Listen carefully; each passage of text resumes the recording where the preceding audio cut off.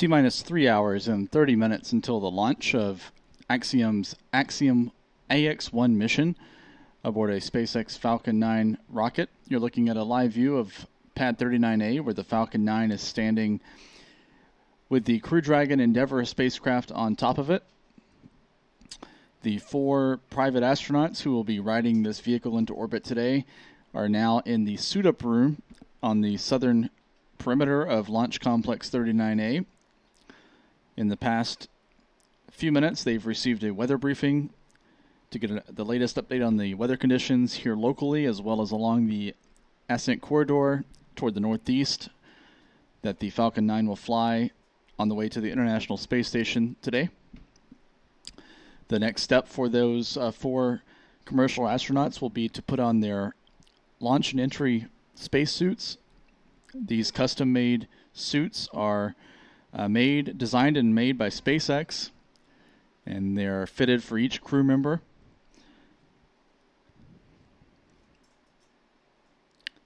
And once they get those suits on, they will run through pressure checks to make sure that those suits are holding a good seal.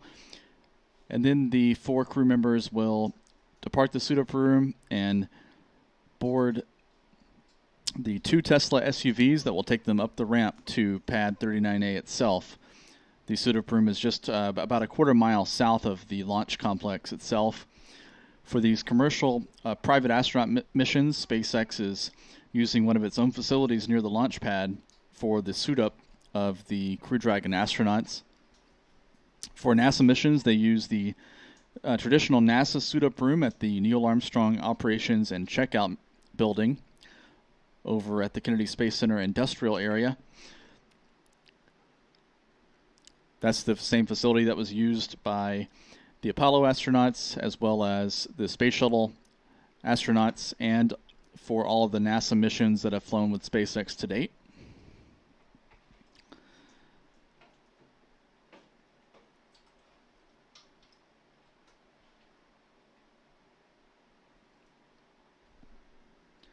We do expect to see views of the 4 crew members inside the suit-up room in a few minutes once SpaceX's live broadcast begins, and we'll bring those videos to you live.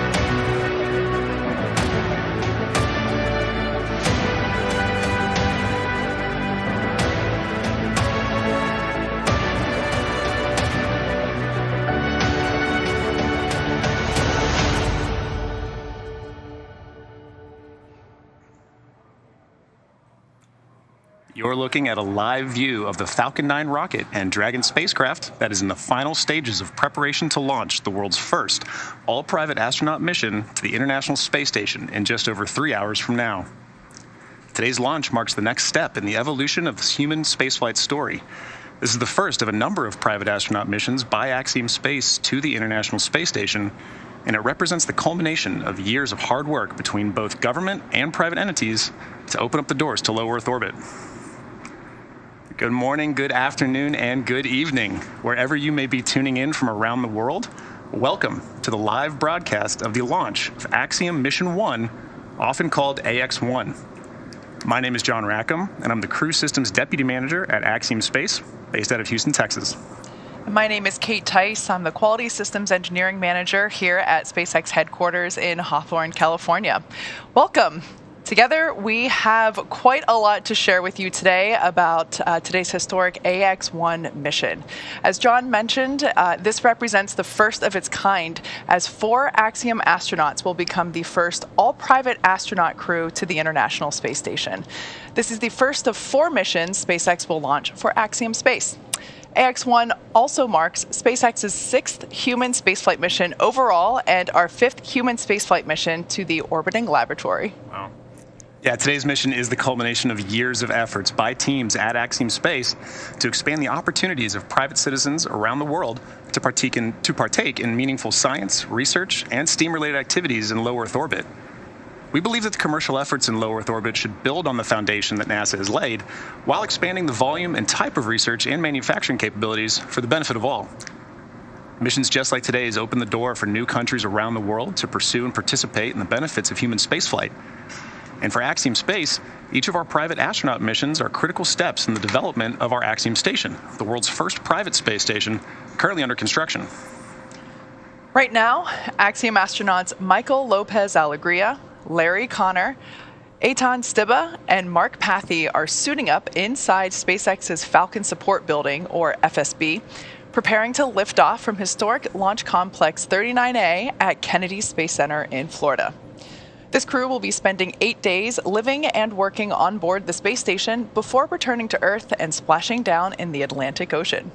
Right, and over the course of their 10-day journey, the AX-1 crew will conduct a wide range of experiments, including several that determine how people, just like you and I, respond to a microgravity environment.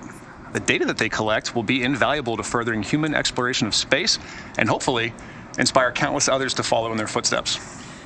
The crew flying on today's mission includes members representing Spain, Canada, Israel, and the United States. Each has a story all their own. Through this mission, 3 new names will be added to the list of astronauts who have flown to orbit. Right, so let's take a look at our crew. The AX-1 mission is commanded by retired NASA astronaut Michael López-Alegría, a Spanish-American who was born in Madrid, Spain, and has also called Mission Viejo, California, as well as Boston, Massachusetts, home. Michael is a U.S. Navy captain and has flown 3 times aboard the Space Shuttle and once aboard Soyuz. He has conducted 10 spacewalks in his career, accumulating 67 hours and 40 minutes total in the vacuum of space, both of which are NASA records, and that's amazing. In 2021, he was inducted into the Astronaut Hall of Fame, and known by many as MLA or just LA. If you're a person who loves acronyms, here's a new one for you, as we will refer to Commander of this mission as MLA over the course of our webcast. Yeah, super qualified for his role as commander. Also super qualified for his role, the pilot for AX-1 is Larry Connor from Dayton, Ohio. Larry is an entrepreneur, nonprofit activist investor. He has won aerobatic flying competitions and summited both Mount Kilimanjaro and Mount Rainier. Through AX-1, he will become the first private pilot to reach the ISS. He will also become the first human to reach both the deepest ocean depths and enter the bounds of outer space within 1 year. Larry has been actively involved with the Mayo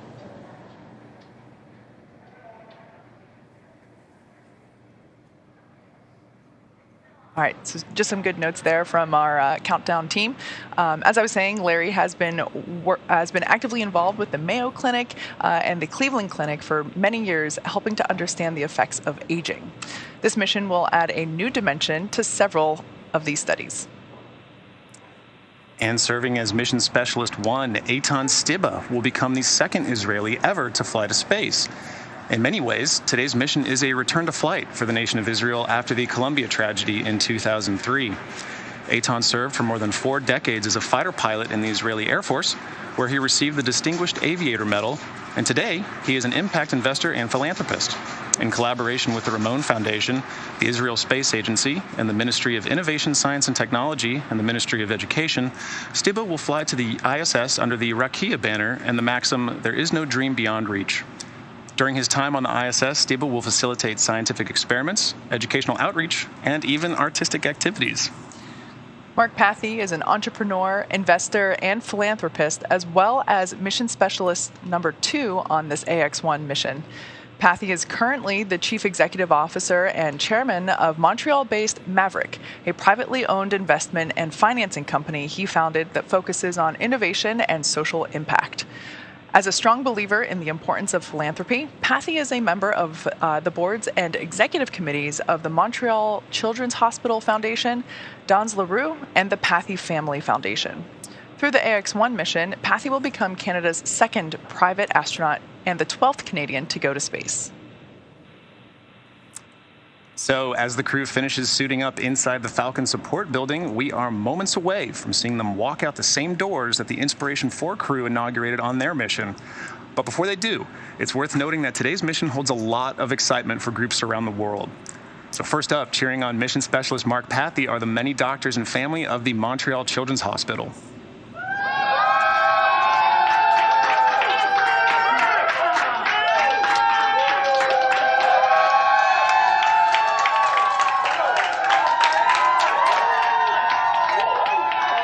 And from Dayton, Ohio, the students of Dayton Early College Academy are following the journey of pilot Larry Connor.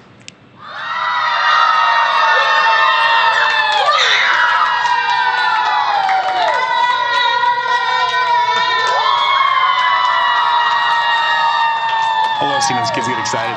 And then all the way across the Atlantic from our partners in Madrid, Spain, teams at Motor and Sport Institute are gathering together to celebrate the launch of Commander MLA's 5th flight to space.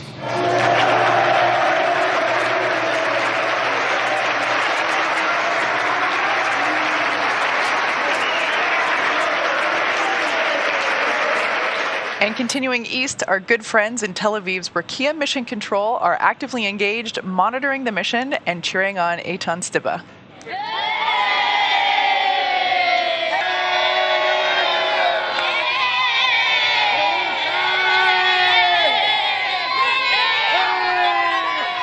Kate, to me, this is what really sets this mission apart. This is what humanizes this mission, seeing everybody that this crew's got to interact with and everything this means to these people here on Earth. It really shows that, this is how the dots are connected between what's going on up there and what's going on down here. Hearing about the kinds of research and outreach that each member has chosen to focus on was particularly interesting to me. They don't have a lot of time up there at all. So to focus on aspects like art really gives, on such a large scale, is really interesting. Yeah.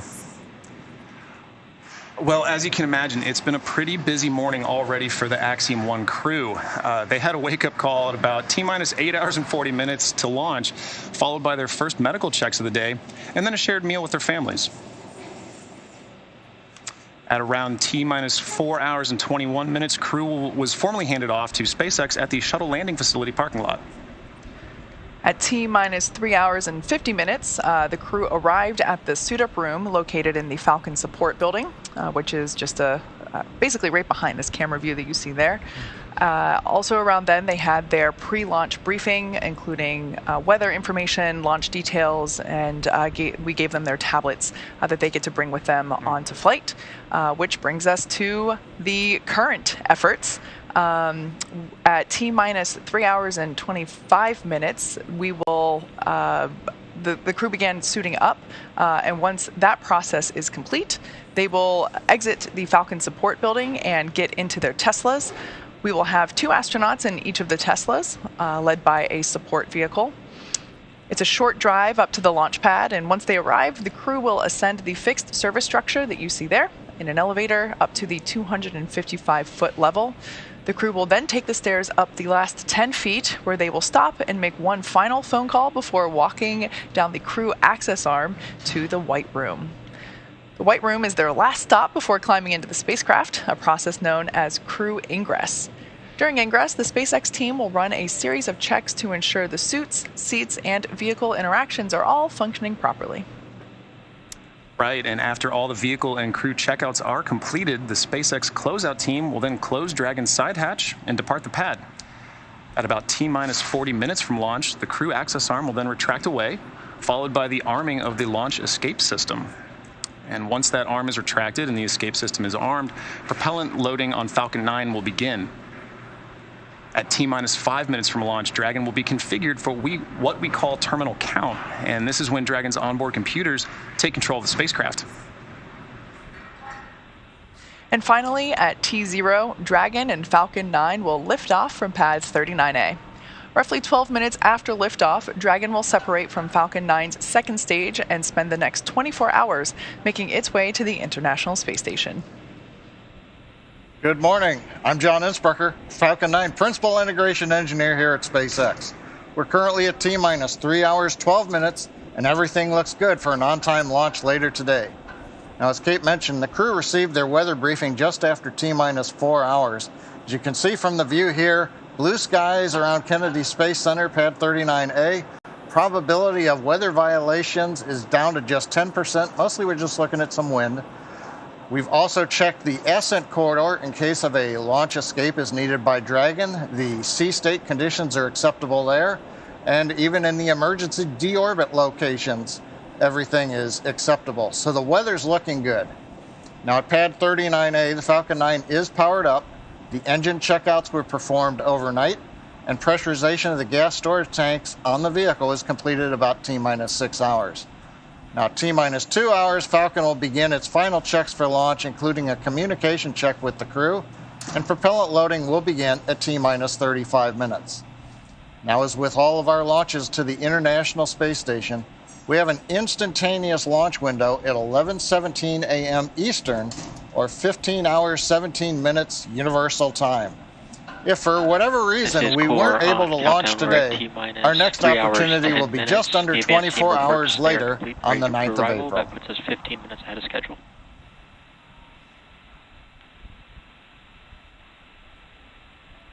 Thanks, John. So we are just under 3 hours and almost 10 minutes before crew is expected until launch, and we're expecting the crew to walk out in just a few minutes from the Falcon support building. John, as we wait for that, let's talk about any new traditions or celebrations for Axiom leading up to launch. Yeah, of course, Kate. So as you know, and as you can imagine, this has been a pretty big milestone that many at Axiom Space have been working towards for years. So we wanted to find a moment to highlight all that effort and mark a new phase of this journey that we're on together. So about 2 weeks ago, the Axiom family gathered together along with a crew and created a new tradition. And to mark the end of preparation of training phases and signify the first steps towards the operations phases, we held a first step to space ceremony at Axiom headquarters in Houston. Here's a quick highlight of that moment. We're really excited to welcome you for the first ever crew send-off. Are you all excited to be here? We really are excited. I am thrilled. Today is a moment of celebration. You come work each day because you're doing something that makes a difference in the history of humanity. That's what you're all about. You're making a giant impact to human spaceflight. This company is about to change the way the world thinks of human spaceflight. And you guys cannot imagine the impact that all of you are having really on history. It's ultimately the people at the front lines who make the difference. Do not underestimate your impact or your value. Thank you really for the warm welcome coming from the other side of the world. I think this is a positive vibe, and hopefully that everyone will enjoy this effort. It was really amazing how everybody stepped up. It's really about changing the world and about making the world a better place. It's the beginning. We're about to have our missions, we're going to have our space station, and this is the beginning. And if that doesn't give you a little bit of chills, then you're probably in the wrong job. Go AX1! Yeah. Woo!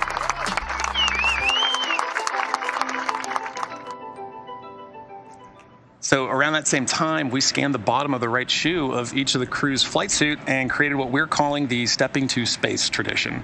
The crew will sign this finished plaque once they return from their mission. So you can see there, that's the plaque with their shoes imprinted, and it's been milled out. It's got the mission patch on it.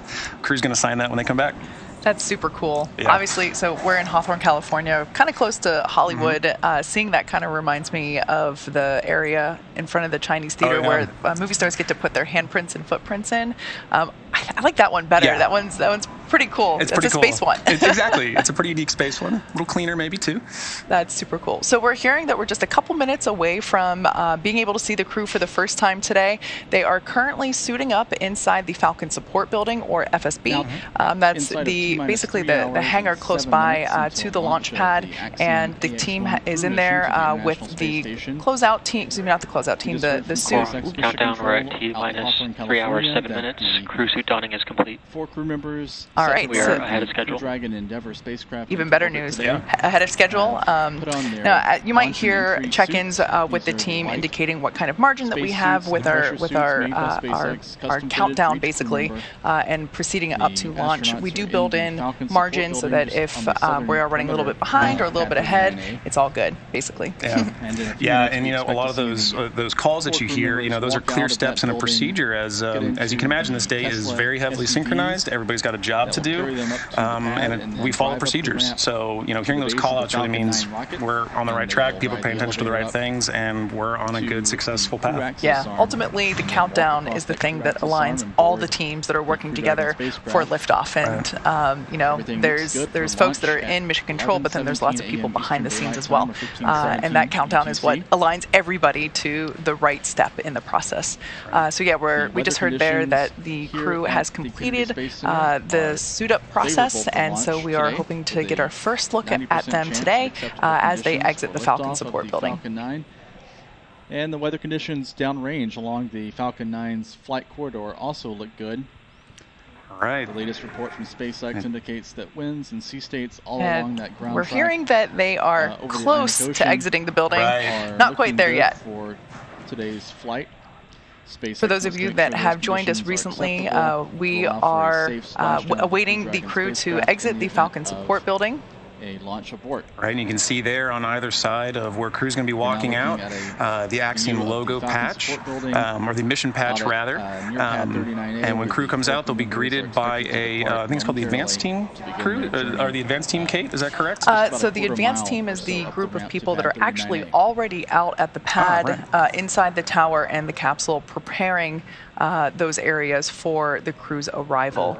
That we are expecting to see the crew exit any moment. They will get into a couple of Teslas that will take them up to the pad. In addition to the crew, we will also have the flight surgeon and closeout leads riding along in the Teslas along with our astronauts.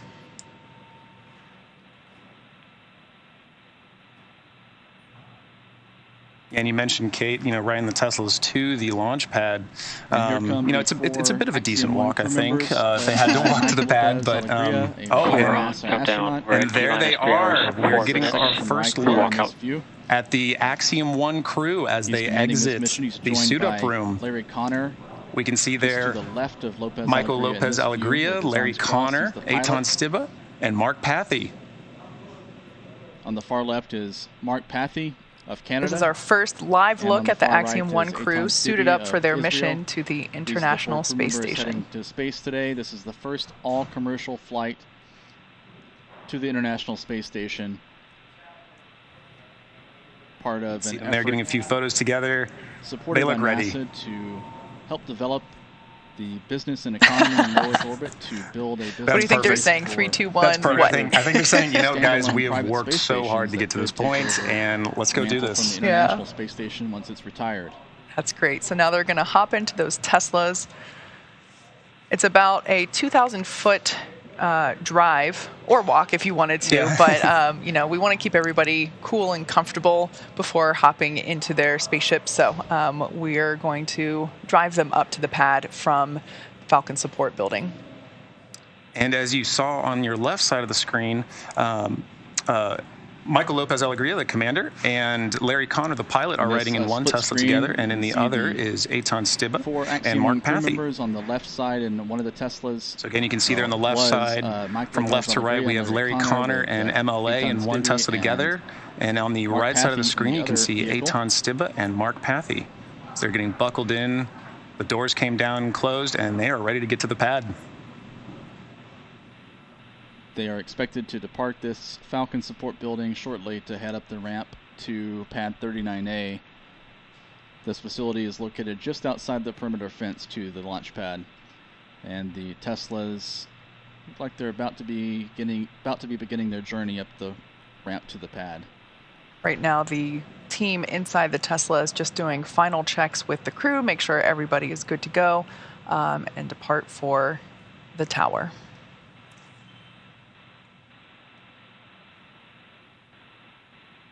And for their own comfort, Kate, you know, they have umbilicals in the Tesla that connect to them, so it keeps them cool and keeps powered on. Yeah, we actually have T-minus 3 hours and 2 minutes. Vessels inside the Teslas themselves that pump out nitrox or nitrogen oxygen air. We know it's the same stuff that scuba divers use in their tanks when they're underwater. And that is pumped through the umbilical into the suits to help make sure that the crew members, like you said, remain cool and comfortable during their ride. It's the same thing. It's basically the same hookup that we plug them into whenever they're actually inside the capsule itself. Right. Well, as the Axiom-1 crew ride out to their rocket, we thought it fitting to hear a few of those from across the Axiom family wishing them well. Space exploration has always been about inspiring others, and this AX-1 mission is bringing about a new type of inspiration for the world. Congratulations, guys. I'm very excited to work with you to complete your science experiments and your educational outreach when you get on board ISS. Godspeed and go AX-1 crew. We know you guys are prepared, and we will be supporting you here from Mission Control in Houston. Launch day is finally here. Your cargo is packed and ready, and we can't wait to see you on orbit. Go AX-1.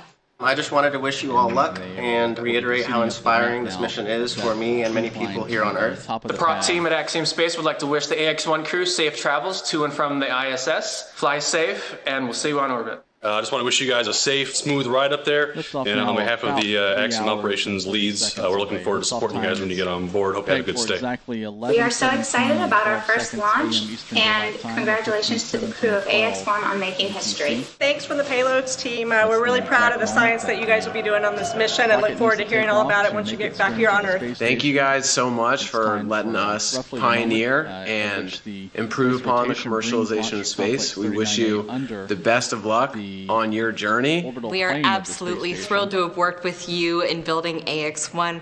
We're so grateful that you are doing this first for us, and we cannot wait for you to come home safely. We are so pleased to be involved with this historic moment that y'all are about to journey, and we are wishing you safe travels, infinity and beyond.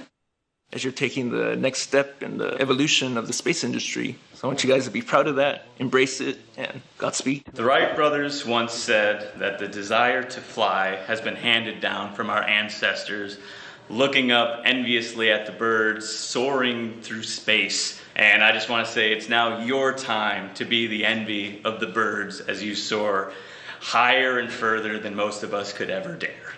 Good luck and Godspeed, AX-1. Now, T-minus 2 hours, 59 minutes, and 12 seconds. In this view, so awesome to see well wishes from the Axiom team. From Launch Complex 39A. 2 hours, 59 minutes. Crew have arrived at the pad. The crew now getting out of those vehicles. All right, that was a commentary from SpaceX Core or Crew Operations and Resources Engineer Arthur Berrialt, indicating that the crew has arrived, which, as you can see just there momentarily ago, exiting the Teslas. This is their first opportunity to get an up-close look at their ride to space today. It's worth noting that we did perform a dry dress rehearsal on Wednesday. Was that? Yeah, I guess Wednesday. And so we, just like we're doing today, we walked through all the steps, and they've seen the rocket up close before, but not on launch day. And not quite like this. I think it's a completely different feeling. When you're walking out of that FSB, for the first time on launch day, right? You do the rehearsal, but today is completely different, right? You can see that they're enjoying it. They are ready to go. That looks like Eytan there giving a good dance. I mean, you can just feel his excitement through the camera lens. Exactly. Well, and I think it really highlights the fact that this really is a return to flight for Israel, and the amount of work that each of these crew members have done to prepare for this mission has been outstanding. We mentioned earlier the training and choreography that leads up to a launch, and this crew has really gone above and beyond in their training to prep for this mission. 700 to 1,000 hours of training. They've really set that bar high for what this mission means to them and how they want to give back to the mission. And so I think it's more than fitting here to have a little bit of time to look back and enjoy it and say, we are ready. We are ready to get up there, and we are ready to go to the ISS, and we're ready to participate. So with that view there, you can actually see the elevator doors that they're about to hop into.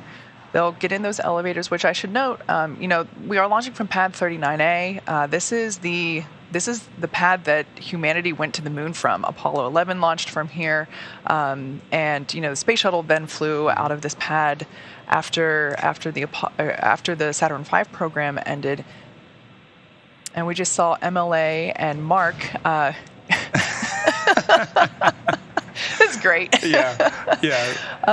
And so when SpaceX took over the lease for this launch pad in 2014, we did make some safety improvements and general refurbishments to the tower. So we did remove the rotating service structure, but what we see here, this is still the fixed service structure that existed in the shuttle program. So these elevators that this crew is getting into, MLA got in these elevators when he flew shuttle. Right. So that's pretty cool. Now they're going to take these elevators up to the 255-foot level.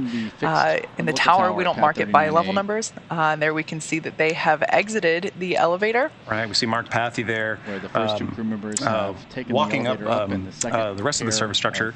Well, it looks like MLA had taken a little bit of a glance out of the tower. They're looking back down. He's allowed. He's allowed. He's got a bit of pedigree there. But just taking a look at where he's at. And here we're going to see Larry Connor and Eytan Stibbe riding up in the other elevator. Yeah, so they're going to go up to the 255-foot level, and then right there we can see them ascending the final 10 feet up to the 265-foot level via a staircase. Now here they have an opportunity to use the telephone that is placed there. Same deal as with previous spaceflight missions of history. You get one last chance to call anyone. It's been noted that obviously we're broadcasting this live. We're saying there's a telephone, but back in the old days, astronauts used to love to not tell people that they could get a phone call before they got into their launch vehicle.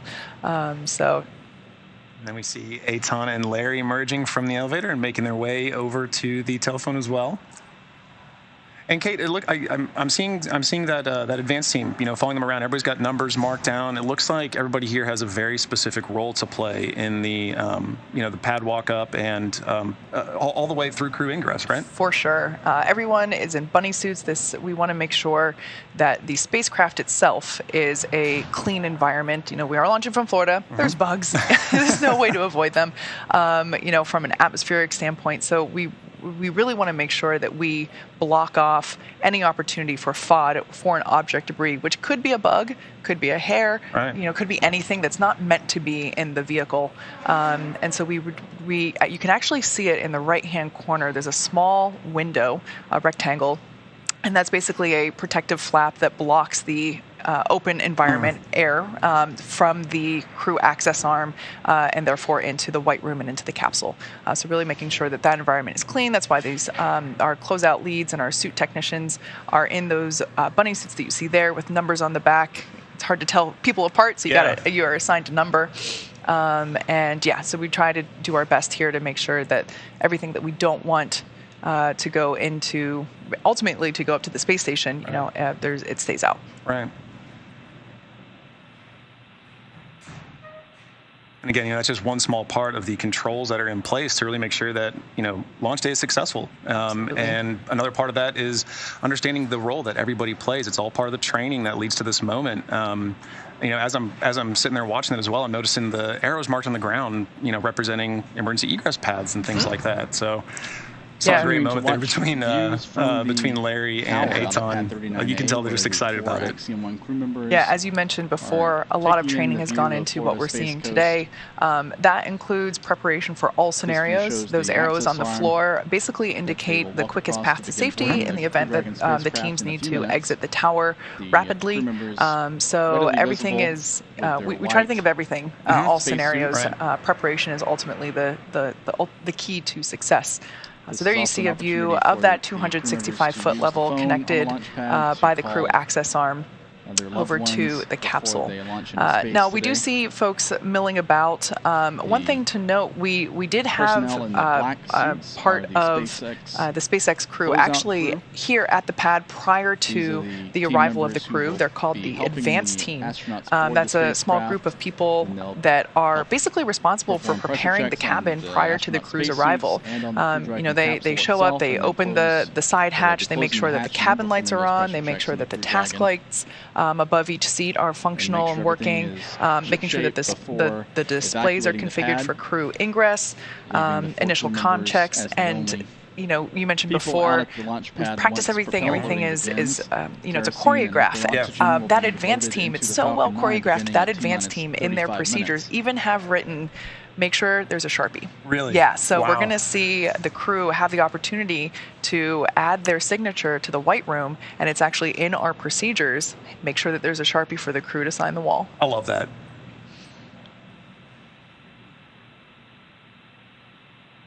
Looks like one of our crew members is making that call. We think it's hard to tell. I saw earlier Eytan leaning over the balcony, I think just taking everything in. What a beautiful day. Looks like that might be Larry Connor on the phone.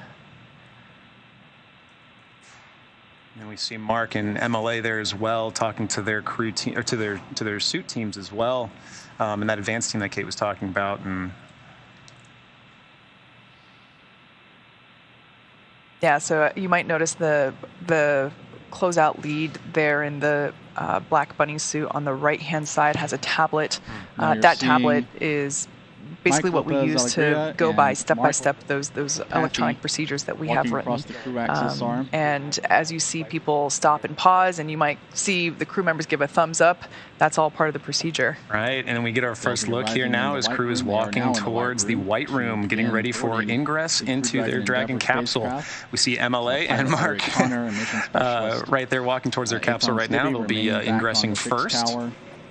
And soon we should be able to get a good shot here. Making a phone call as crew waits ingress. And once López-Alegría and as Mark and MLA make their way. Countdown.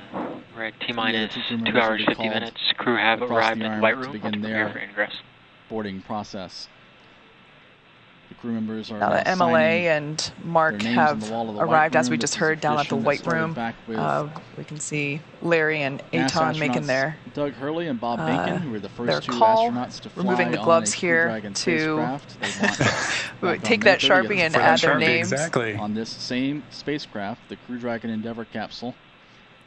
So this is an opportunity for all astronauts that depart from pad 39A on a Falcon 9 vehicle to add their signature to this room. You can see there at the left the NASA meatball with all of the NASA astronauts that have made this journey prior. The astronauts sign. And signing that wall is such a huge step, for any crew, I think, that gets to participate. But particularly, this is the first set of signatures of many for Axiom crew, and we're really looking forward to seeing a lot more signatures on that wall.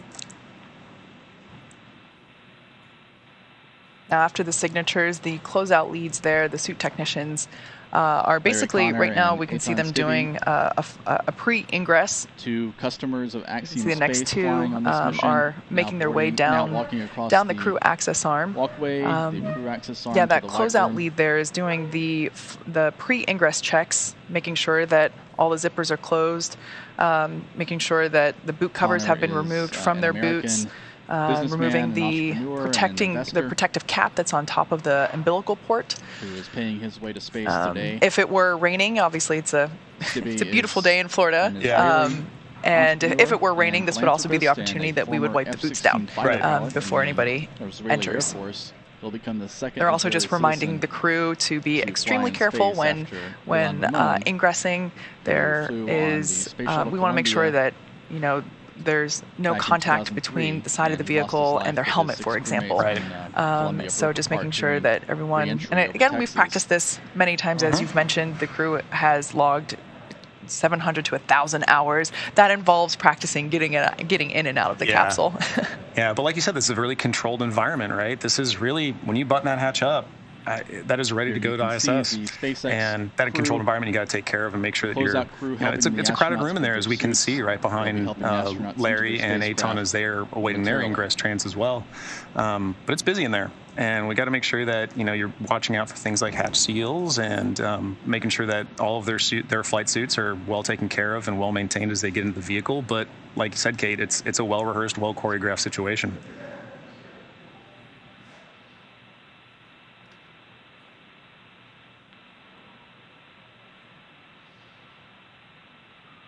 So it looks like the closeout leads are performing that pre-ingress check.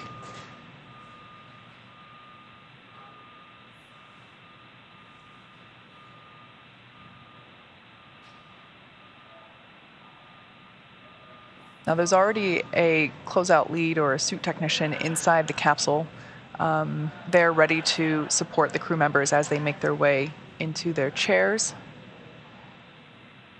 And first up for ingress will be Commander MLA, or Michael López-Alegría. Spacecraft. And this view from, you see Mark there getting a pat on the back as well, saying, "Hey man, congratulations, let's make this happen." Pathy has taken his seat on the far right side of the spacecraft, the starboard seat. And the so basically they get in their seats. Obviously got to buckle up. Each of the crew members. It's like Mark Pathy is now in his seat. Buckle them into their seats. So that suit technician will help them. It's more than just a seat belt like you and I are accustomed to in a car. It's actually a 5-point safety harness. To make sure they're keeping a good seal. So they'll do an initial buckling in, they don't tighten it completely. You know, they want people to still be comfortable. You know, they're going to be sitting in the capsule for a little while. You know, we're just under 3 hours until liftoff. So they're going to get in before today's launch. Tighten that safety harness. Liftoff. Make sure that the footrest and everything is comfortable for the crew. Daylight time, or 15:17. Well, and one thing we didn't get to see earlier with the flight suit up room, but they, you know, as they're sitting in and getting suited up, you know, they are allowed to kind of sit back in some chairs to kind of see how do these chairs feel. And I think you told me something interesting about, you know, the seats on these Dragon spacecraft, right? They're kind of customized a little bit for. Absolutely. So while they're not custom molded, they are custom sized. So you can think of it as like small, medium, and large in terms of the size of the bucket that they sit in. So essentially the length of the seat from spine to head. You know, everybody's different. We want to make sure that you know, during dynamic operations such as liftoff and re-entry, that the body is ergonomically supported.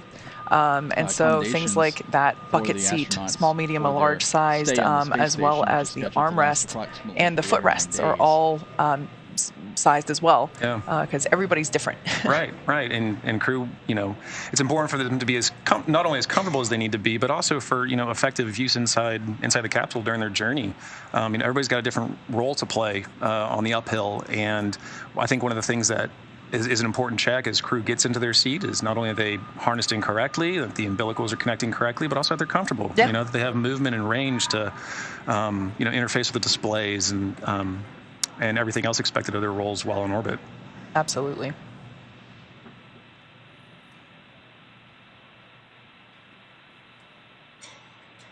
Looks like we're just here getting final goodbyes from Eytan Stibbe. I love seeing that. As you can tell, you know, the SpaceX team and the Axiom team are really close. You know, we've been working together for this day for months, and as we've said a couple of times, you know, everything is really well rehearsed. They've practiced this. Right. And, you know, the bonds that are formed between crew members and the support crew, obviously, as we just saw, really tight. That you're seeing now is I mean, it takes a huge team of dedicated, hardworking people to get a mission off the ground. And that's one of the things about these initial private astronaut missions is that's what we're trying to learn. That's what we're trying to work towards together, understanding all the collaboration, all the cooperation needs to happen on and off the ground in order to get these missions off the ground and be successful. On this crew. He's flown to space 4 times. So over the shoulder there, we can see MLA. I find it interesting, Kate. It looks like you've got 2 stickers on the inside of the Dragon capsule, just over the head of MLA there. So this capsule has flown twice before. It previously supported the Crew 2 mission, and before that, it flew on our Demo 2 mission, which, for those that might be unfamiliar, that was SpaceX's first human spaceflight mission, where we carried NASA astronauts Bob and Doug, or as we like to call them here at SpaceX, our space dads. We took them to the International Space Station, and it was the first time that NASA astronauts departed for space from American soil since the retirement of the space shuttle program. So I love this capsule. I've been inside of it in my previous role. I was in the production organization, and so I was in this capsule when we were building it, and it's very near and dear to my heart. So I love being able to see it reused for further missions. I mean, that's a reason that the future of spaceflight being commercial and private, you have to have that type of reusability, right? And I think seeing those 2 patches on there really is a testament to the success and the importance of reusability, but also showcasing the pedigree of this vehicle. It's been put through its paces. It's been tried out. Crew loves flying it, from what I understand. And so it's really nice to see that that's indicated with those mission patches on it. It's a nice little shout out. Mm-hmm. So at this point in time, all 4 crew members have ingressed the vehicle. They are in their seats. And the suit techs, the closeout team on the SpaceX side, are doing final checks and making sure that everybody is buckled in properly, making sure that ultimately the crew is good, doing final FOD, or not final, but doing FOD checks. Foreign object debris is what I mean when I say FOD. And just making sure that everything is comfortable prior to doing seat rotation and comm checks. You see the real-time countdown clock. This is and one of the other things about seeing those mission patches, like I really find mission patches interesting. I think they're a really important shout out to what is the heart of this mission, right? And so, going into that a little bit, that insignia plays an important role, right, in capturing the soul of a mission. So let's go and take a closer look at the AX-1 mission patch itself. 25 seconds of latency in it. We hope to get a real-time. So, representing the heart of this mission is the ISS itself, with the solar array wings prominently displayed as each crew member's national flag, and signifying the key message of this particular mission: international cooperation and collaboration. Behind the ISS, you can see a cascading plane of blue, representing Earth's atmosphere and highlighting the journey humanity has taken to get to this new chapter. Above the ISS, 4 bright stars, anchored by an atom in the center, create a constellation marking the mission's scientific and aspirational objectives. And then finally, the golden border around the patch represents the significance of this mission to the people of Israel, inspired by the logo of the Rakia banner.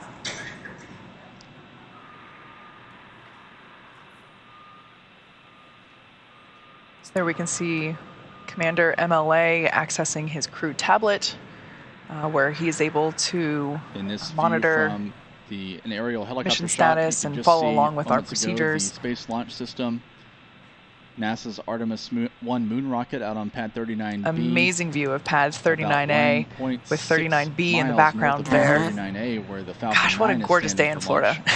It's looking like a perfect launch day. The Space Launch System rocket has been on pad 39B for the last few weeks, undergoing preparations for a wet dress rehearsal. Looking at the launch vehicle there, you can see that the top half is, has a very bright white color. The bottom half has a little bit more of a grayish color. In addition to the fact that the Dragon has been reused, we've also reused this Falcon 9 first stage as well. It will be making its 5th flight today. It previously supported the Inspiration 4 mission just a few months ago. The first time was scrubbed before. Yeah, that's another testament to that reusability that we talked about. Without this, these private astronaut missions wouldn't be possible. Yeah. So far, SpaceX has completed 32 Dragon missions, including 29 visits to the International Space Station. 13 of those 29 missions have been on reflown Dragons, which, saying it out loud, is still just wild to me. It's incredible. The Dragon capsule flying today, like we mentioned before, has flown before. Named Endeavour, it will be making its third trip to space. It previously supported the NASA Crew 2 mission, and before that, Demo 2.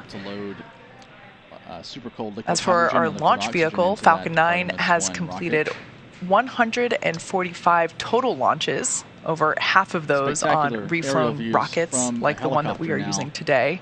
Showing the Crew Dragon Endeavour. And like I said, that booster will be making its 5th flight today. Like you said, it has that well-deserved and well-earned patina on that first stage. This mission. Yeah, each time a first stage returns to the launch site, we put it through a vehicle maintenance program. Because we have reusable hardware, we can do thorough post-flight assessments and improve reliability and simplicity. So for those of you that might not be familiar with our reuse efforts, we've actually flown one of our Falcon 9 boosters 12 times. And we have more flights planned for it later this year. With the Harmony module on the space station at so looking a little bit at Crew there of what we can see on screen, we see Mark, Larry giving those fist bumps. We see MLA, and then Eytan over on the far right. What can you tell us a bit about the seat arrangement inside the Dragon capsule, Kate? Yeah, so it's pretty standard in terms of the role that sits where. So if you look at the 2 center seats, the left center seat, always the pilot. The right center seat is always the commander. And then, as I like to call them, the window seats, which would be where I would definitely want to fly, are for our mission specialists. And those window seats are great for enjoying the view, but as we alluded to before, and as we can see through, all of the procedural checks being followed today, discussing crew's training, we know that they have a breadth of mission objectives while they're up there. This is really more than just a trip to space. These guys have a very, very large set of objectives that they're going to be achieving on their flight, and they've been in this from day one. They've been training hard. They plan, they train, they fly. Yeah. And it's really highlighting the fact that everybody's got a role to play here, and it doesn't stop once you get on orbit. They're going to keep on going. For sure. Yeah, just like on orbit, everything is scheduled, choreographed. Same thing on the ground. The procedures that we're following today, as we've said before, we've rehearsed this a couple of times, whether live on the pad or in simulations at various training centers. So while it is the first time that we can say it's launch day, it is not the first time that they've been in these suits. It's not the first time that they've been in these seats. Everything is well planned. No surprises. That's the goal. Exactly. Looks like we're getting some final adjustments with the outfitting team there, with the advanced team rather. Yeah. So the next thing that we have coming up will be comm checks with the crew and the various ground support teams, and after that we get to rotate the seats back. And at that point in time, it's really just wait for the crew. Yep. It's like that moment when you get on a roller coaster, you get buckled in, and you're just sitting there, you're ready, and you're just waiting for it to start chugging along. Exactly. Although in the case of Falcon 9, it's not really a chug along; it takes off. Yeah.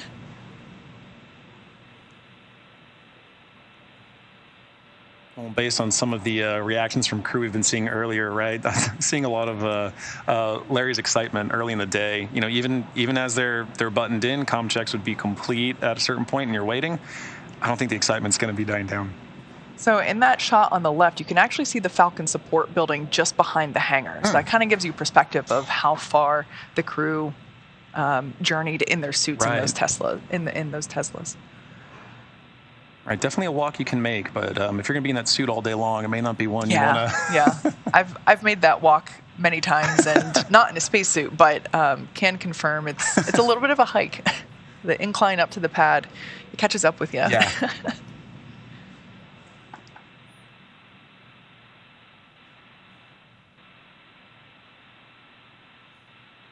Just love this view of pad 39A. That part to the right of the structure, it looks like a pole that's connected. That is where the rotating service structure was attached to the fixed service structure back in the shuttle days.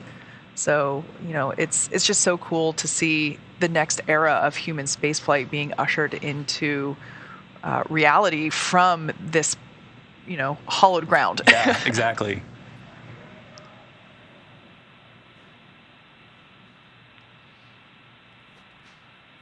So right now the crew is checking in on their tablets and doing final checks with the closeout leads, which are the SpaceX team members that you can see there. Once again, making sure that the 5-point safety harness is secure, making sure that everybody's boots are able to be buckled into place there on the footrests, making sure that everybody's zippers are closed into the correct position.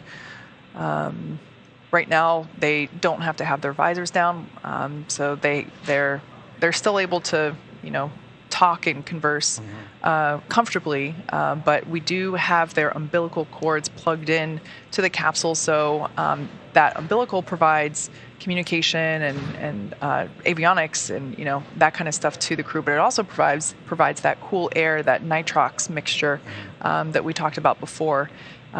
Which is, you know, same stuff that scuba divers use in their tanks to breathe underwater, but it just, you know, that cool air flowing through the suit. Because I don't know about you, but if I were sitting in that chair, I would be sweating bullets of excitement, just ready to go. Yeah, I know I certainly would be too, and I'm glad to hear that you have the features ready there to keep crew, you know, comfortable while they're waiting. But that also serves another purpose, right? You get to later when you do your comm checks and you keep your cooling, but it's also, you know, the umbilical for their uphill. For sure. Great shot there of our Axiom-1 crew getting ready for comm checks and seat rotation. I just love seeing these four guys interact with each other. Yeah. As we said before, you can see that the bond between the SpaceX team and the Axiom team is really close, but the bond between them is also, and they just seem like such a fun group. I love seeing Eytan dancing earlier before while he was looking at the rocket from the ground. Yeah, and I mean, how can you not bond with the kind of training that they've gone through, right? And what this mission means to each of them, right? It carries a lot of weight for each crew member. You know, we heard a bit about Eytan's story in particular, but they've really come to bond over the course of their training. Yeah, so the top part of what we see there, that is the pressurized section of Dragon. That's where our crew is seated. The bottom portion that's half black, half white, that's the Dragon trunk. That is the unpressurized section. The black side is actually the solar panels that are utilized to deliver power to the capsule while on orbit and on station. SpaceX Mission Control with the Crew Dragon astronauts. That trunk will go up to the space station, but then in 10 days when the crew departs the space station, we will actually jettison the trunk prior to splashdown, and that allows for the heat shield. SpaceX, Crew Dragon Endeavour here. We're ready for comm checks. All right, so that was the voice of Commander MLA. Yeah, looks like we're ready for comm checks. Copy, Dragon. Good morning. Stand by for umbilical comm checks.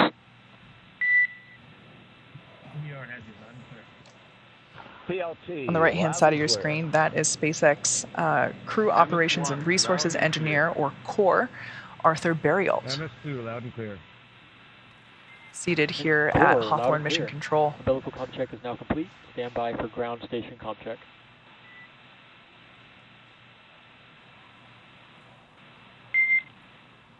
CDR, PLT, MS1, MS2, comm check. CDR has you loud and clear.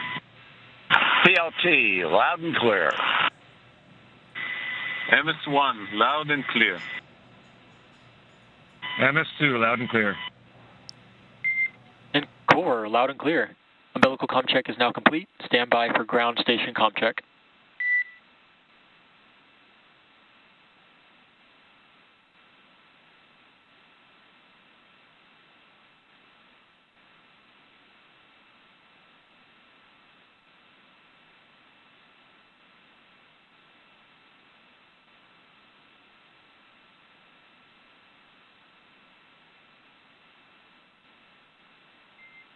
Dragon, SpaceX, comm check. SpaceX Endeavor, loud and clear on the ground station. Core, loud and clear. Ground station comm check is complete. Stand by for TDRS comm check.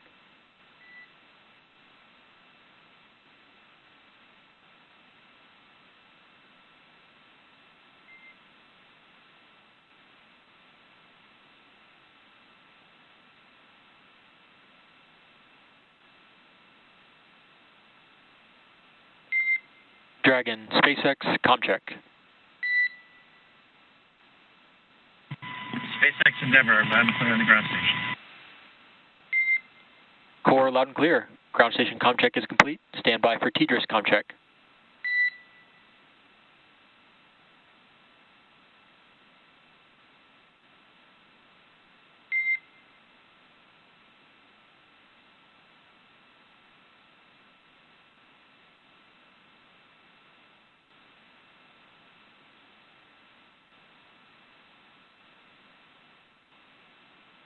Dragon, SpaceX, comm check.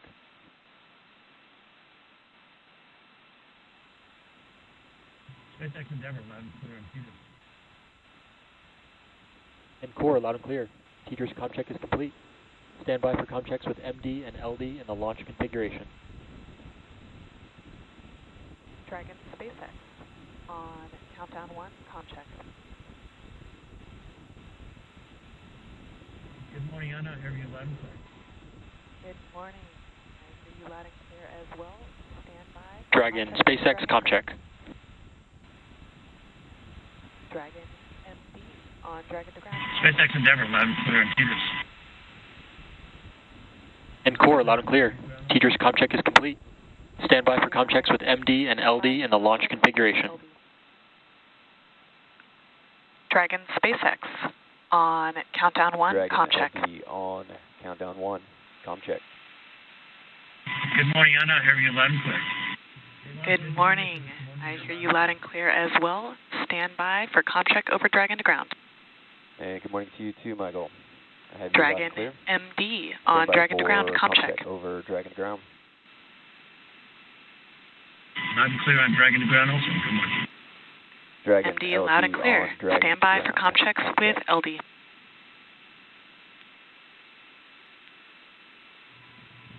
Dragon, LD on countdown 1, comm check.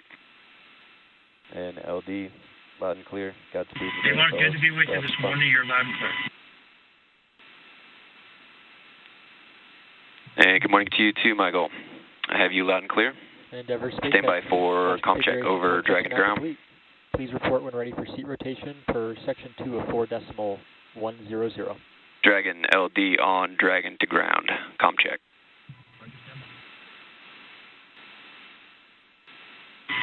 LD Endeavor, you're still loud and clear.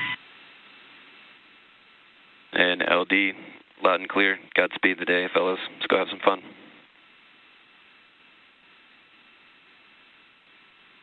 Indeed. Endeavor SpaceX launch configuration comm checks are now complete. Please report when ready for seat rotation per section 2 of 4.100.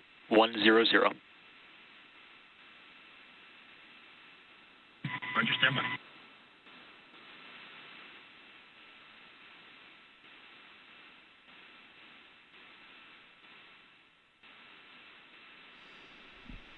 Now T-minus 2 hours and 24 minutes. You've heard the communication loops between the Crew Dragon Endeavor spacecraft and various stations on SpaceX's launch control and mission control teams. The voice checks you heard were between the Crew Dragon spacecraft and the crew operations responsible engineer, or the spacecraft communicator, at SpaceX Mission Control in Hawthorne, California. The crew members also conducted voice checks with the Launch Control Center. SpaceX's launch team is positioned over in Firing Room 4 of the Launch Control Center, across the street from our location here at Kennedy Space Center. A team of engineers in that room will oversee the entirety of the SpaceX Falcon 9 countdown. And after liftoff, responsibility will be passed to SpaceX Mission Control in California. Okay, we'll stand by. That most recent call indicated that the seats on the Crew Dragon spacecraft are about to be rotated into their launch position. So you'll see the initiating seat rotation. Just over T-minus 2 hours, 23 minutes to launch. Everything continuing to go well.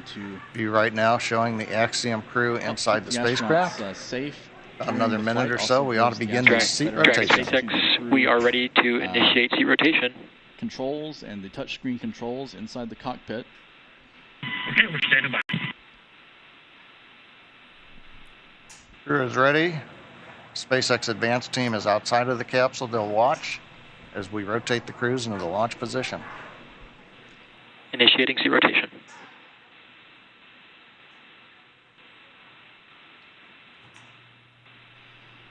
And now you can see the seats being rotated into position. Dragon, SpaceX, seats are in the launch position.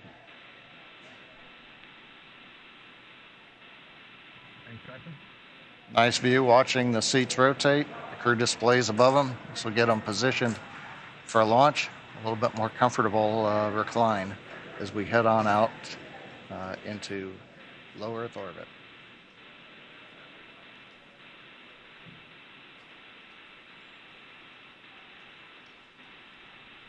Those seats are now confirmed in launch position.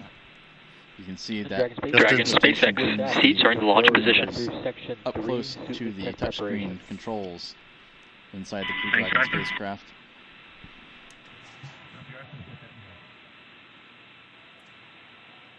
Okay, that's what we like to hear. Seats are in the launch position. We're just over 2 hours, 21 minutes away from the launch of Axiom-1. And as you can see, the 4-person crew is in the Dragon spacecraft.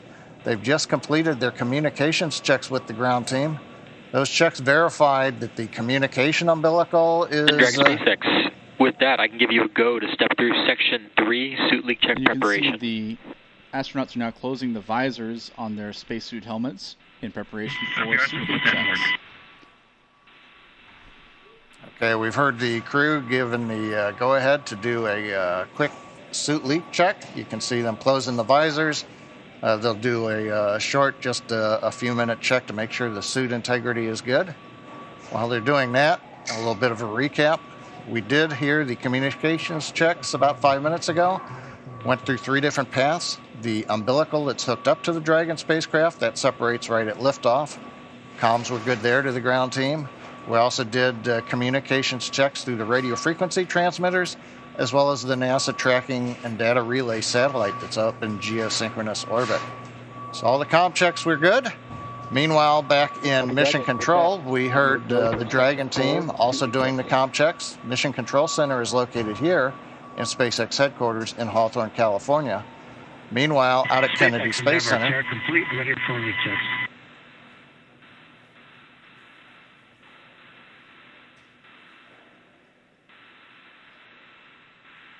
sounds like we've got good suit leak checks. As I said, at Kennedy Space Center, we've got the Falcon and Dragon launch teams. They're in firing room 4. Got a great view of the pad on a good weather day. Copy, Dragon. With that, I'll give you a go for Section 4 suit leak checks. Ah, sorry.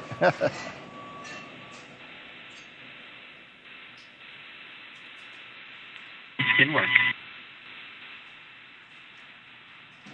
There we go. Call out to actually begin the timer.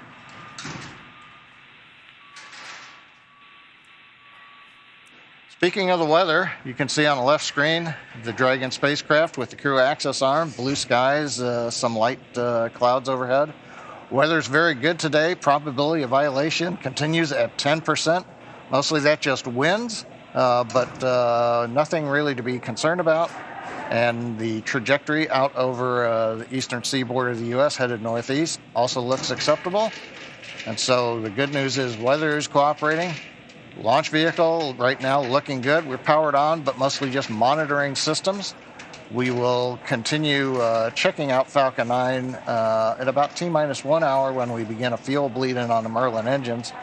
Dragon team also monitoring the spacecraft They've done a lot of their significant work earlier, including pressurizing the Draco thruster system, doing an inertial measurement unit alignment. And right now they're working mostly the mechanical activities, getting the crew in, and as we'll see coming up, the hatch closeout, leak checks, and then eventually at T-minus 1 hour, the advanced team will be leaving the pad. So right now, T-minus 2 hours, 18 minutes, 10 seconds. All systems continue to be go for an on-time launch this morning of the Axiom-1 mission.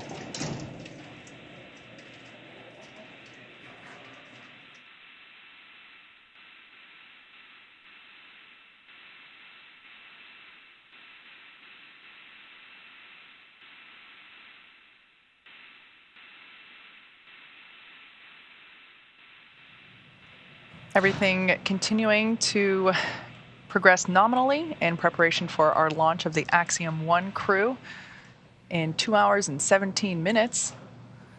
Everyone is, as you can see, buckled in their seat. The crew has performed their comm checks. The seats have been rotated back to access those touchscreen panels above them.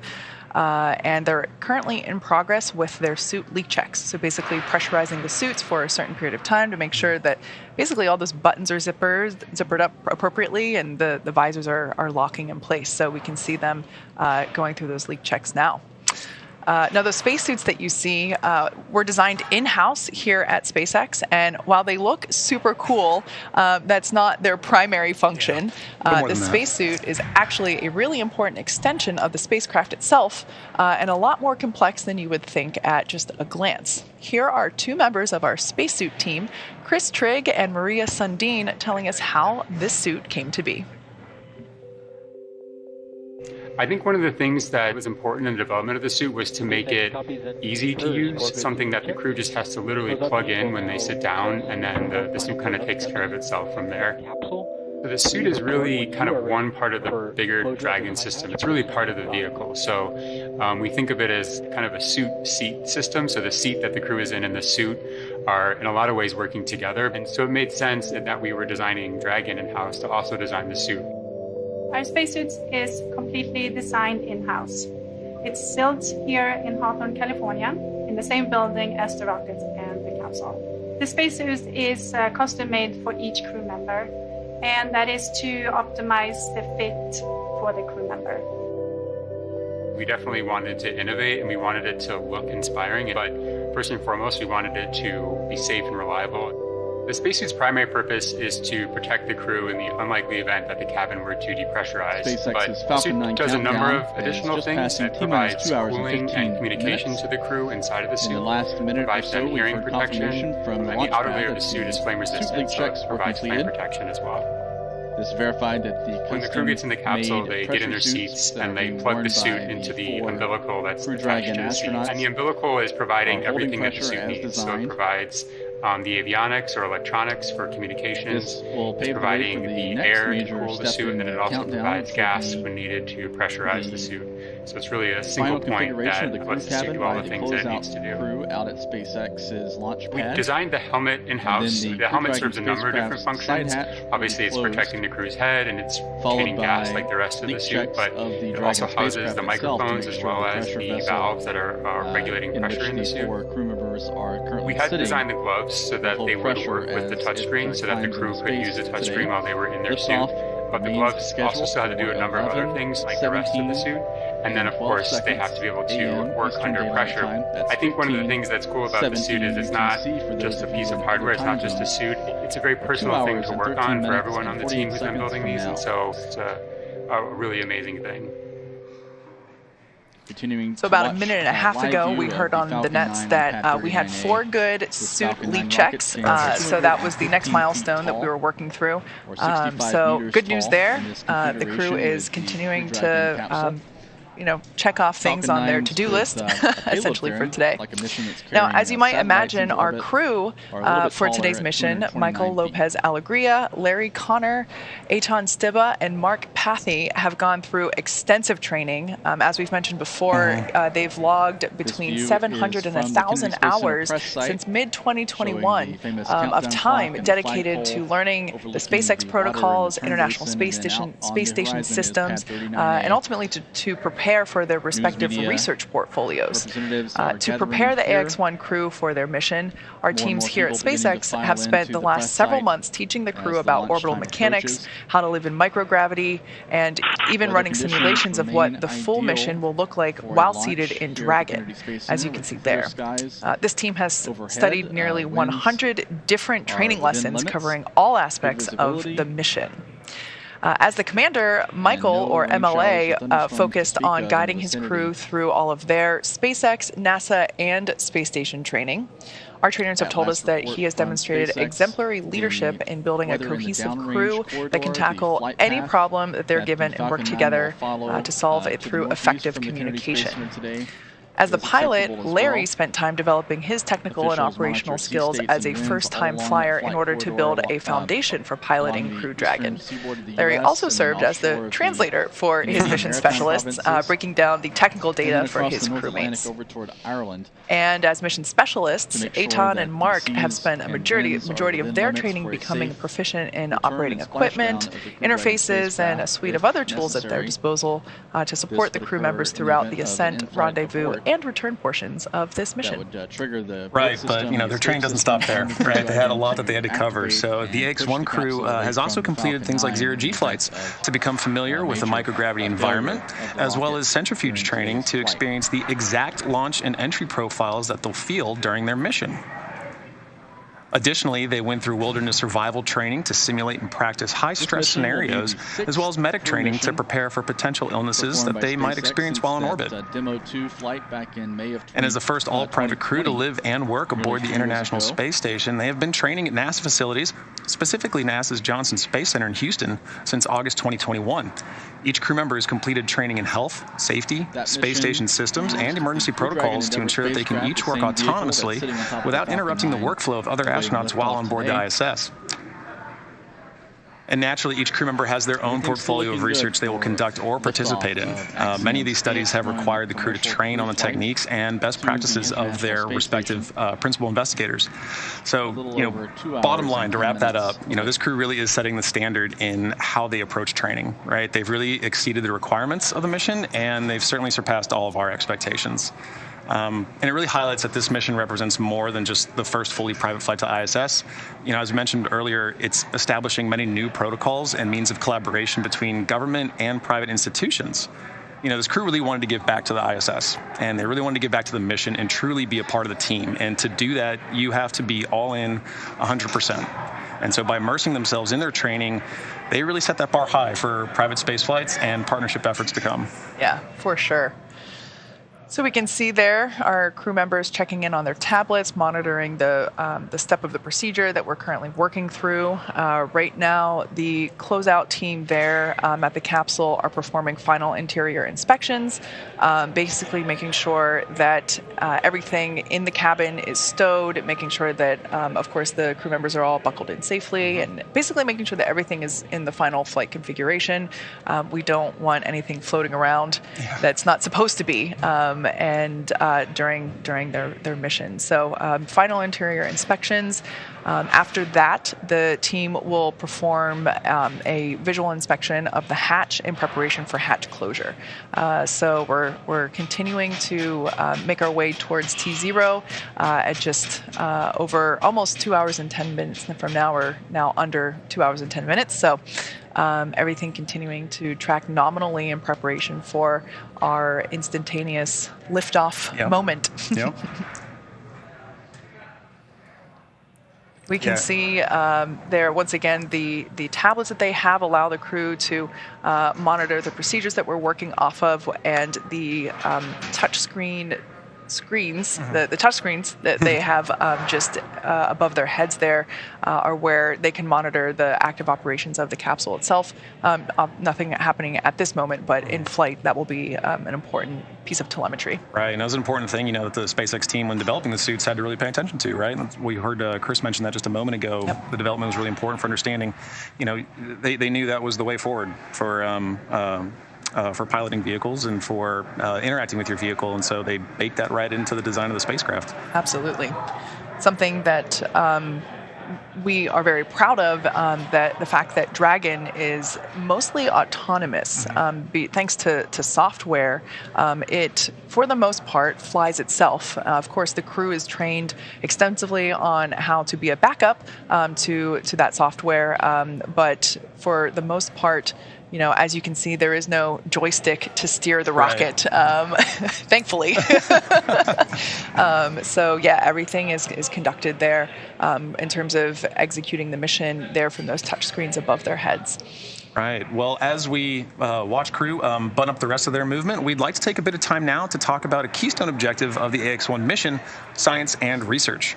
So to help us unpack the breadth of Axiom-managed payloads, joining us now is Christian Maender, Director of In-Space Manufacturing and Research at Axiom Space. Christian, welcome.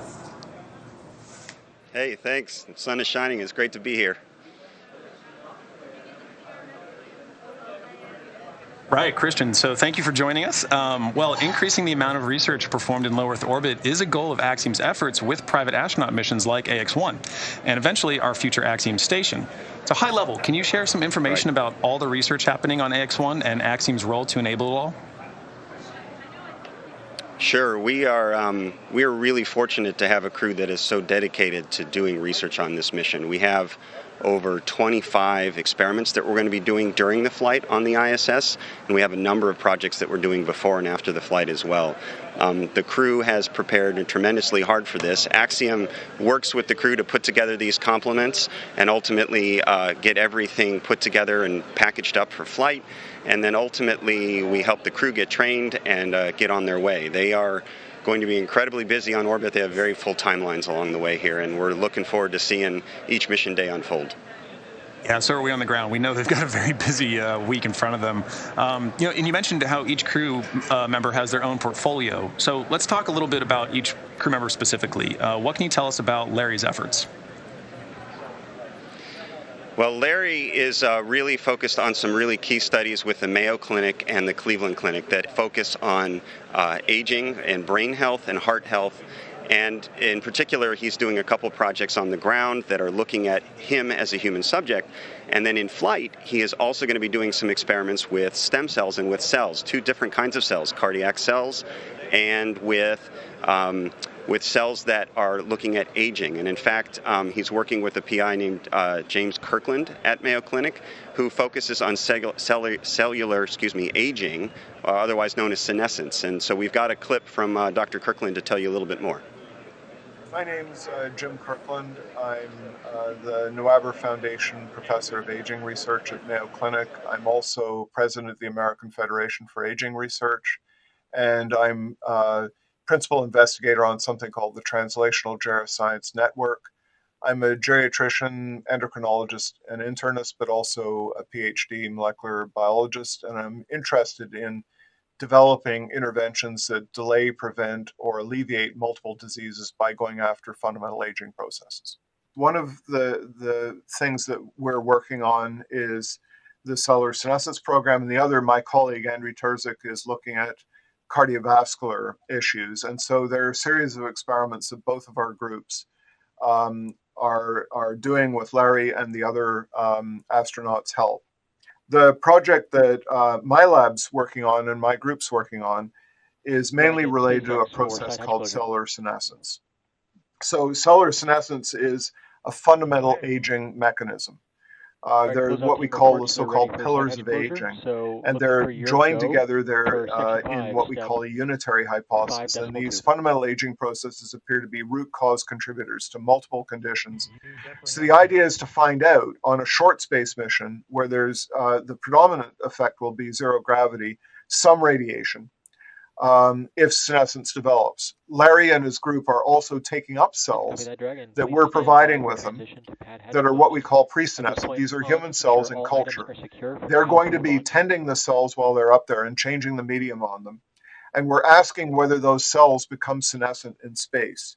So special culture containers had to be developed for this by Axiom, special incubators. And Larry, we've trained him and his colleagues in how to change the medium. They have to take up these needles. And when he comes back, we'll have parallel cells on the ground that we will compare to the cells that have been up in space. And the insights that we will get from the experiments he is planning to do, both allowing his own blood and other fluids to be analyzed, and also by looking after cells that are taken in space, could help a lot of people with a lot of conditions that go far beyond space travel, to everything from childhood cancer survivors through to Alzheimer's disease.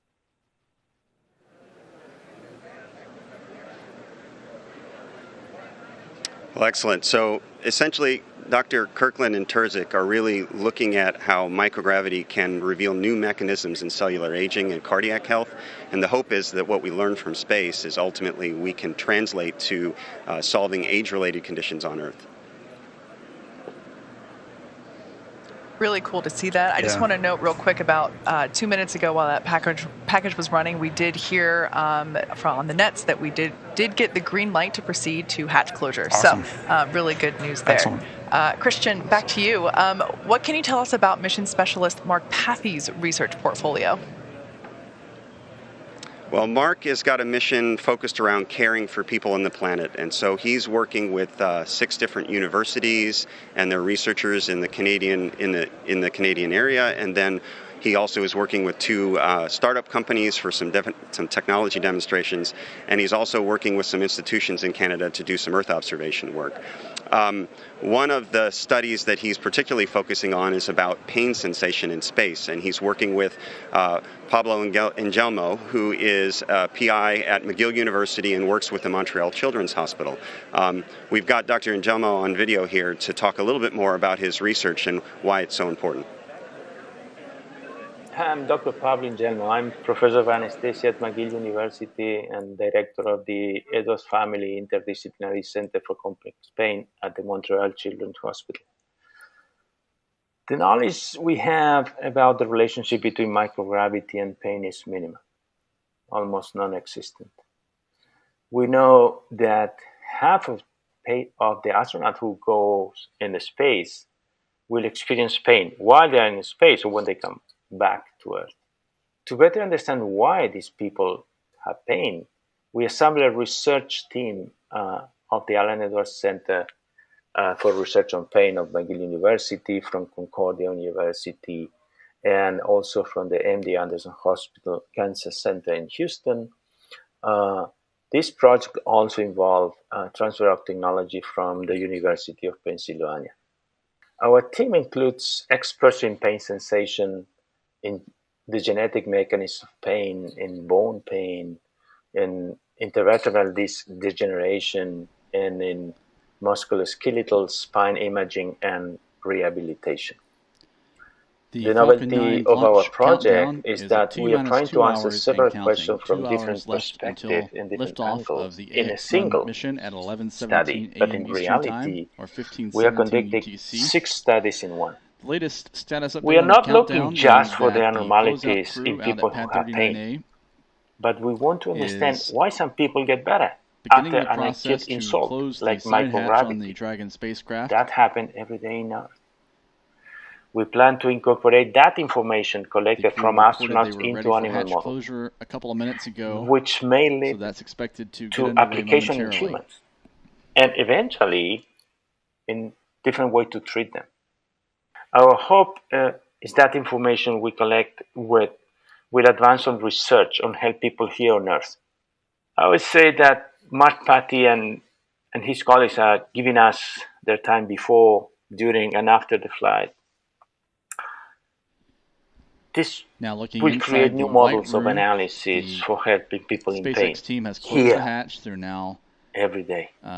I'm very grateful for the hatch to make sure it's tightly sealed and closed, and then the closeout team at the pad will then perform a leak check while the astronauts. As Dr. Angelmo talks about, this is some really novel research. This complex package of work that he's put together is really setting out to understand more about the dynamics of short-term spaceflight and pain sensation in space. And the hope is, again, the things that we learn in space will play their way back into ground interventions that we can do that help people with pain on Earth. To a fallback position. Yeah, Christian, I think, the main takeaway for me is showing, research like that really highlights the direct impacts that we can get from research done on orbit. It's not all indirect.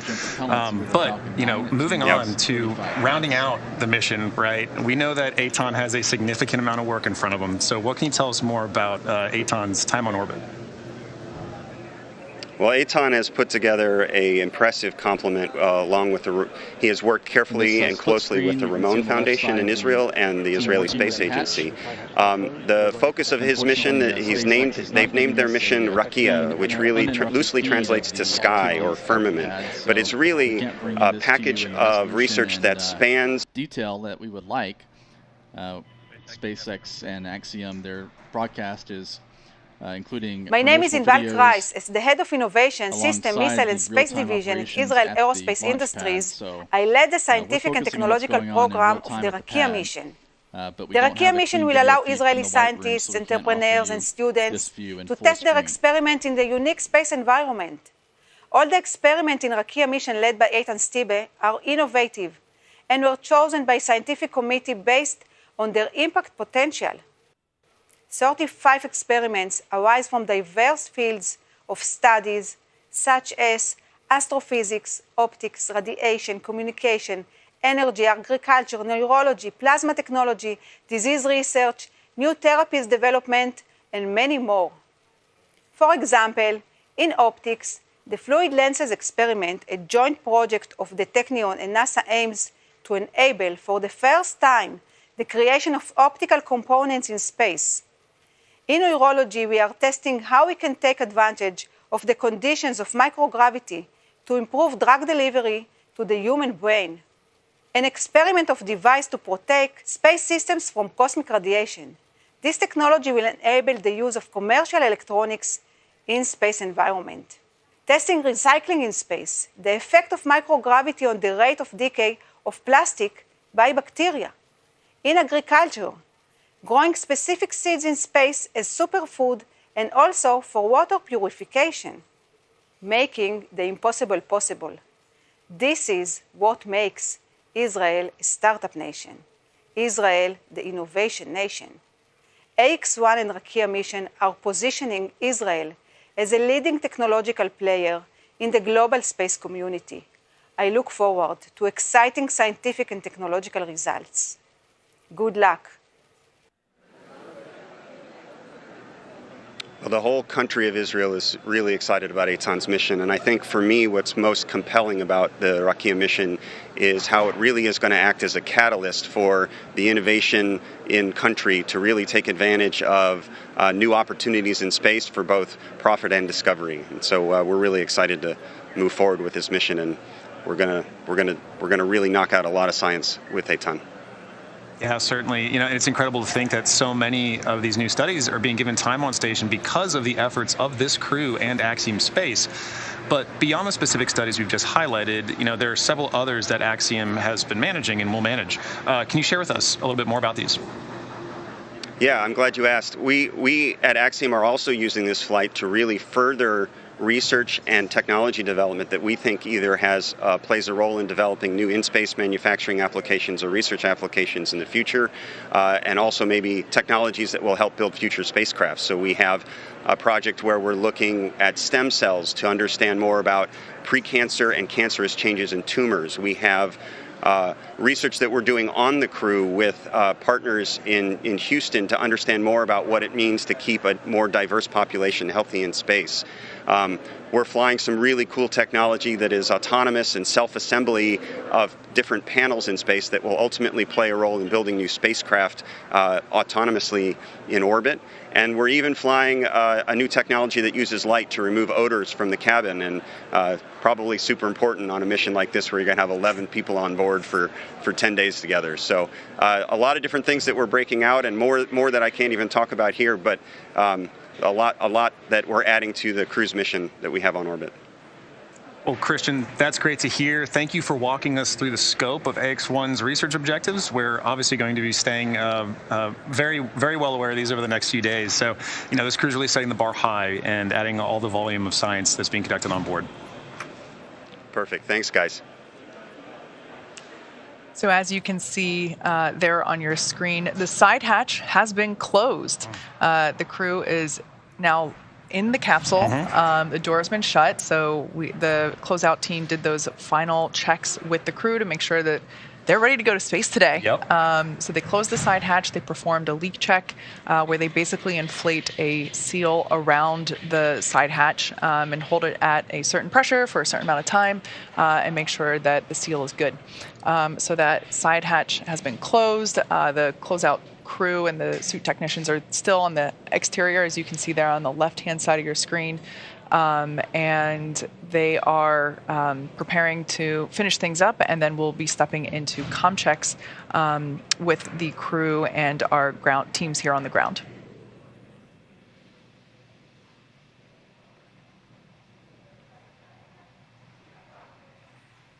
Right, and like you mentioned, Kate, you know, it's inch by inch to get us into space, right? We take steps all along the way to make sure, are we getting good comm checks? Good. Are we getting good leak checks? Good. All right, now let's close the hatch and let's check it out again, right? So it's all part of the process that this crew's a part of, and that all crews on the ground are a part of, to make sure that we have a successful mission today. And, you know, I think crew's now at that spot that you were talking about earlier. All right, we're ready. I see that hatch closed, and I know I got good comms. Let's get to space. Yeah, watching that seat rotation is always an exciting moment for me, because you can see expressions change. You can see body language change because that seat rotation back into the launch position for the crew is the final physical movement that they have prior to liftoff.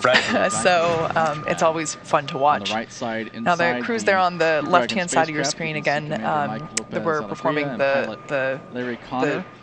we're performing the leak check on the side hatch, and you can see the tablets there the crew is using to follow along with the data that's coming in from that leak check, as well as just monitoring where we are in the closeout process.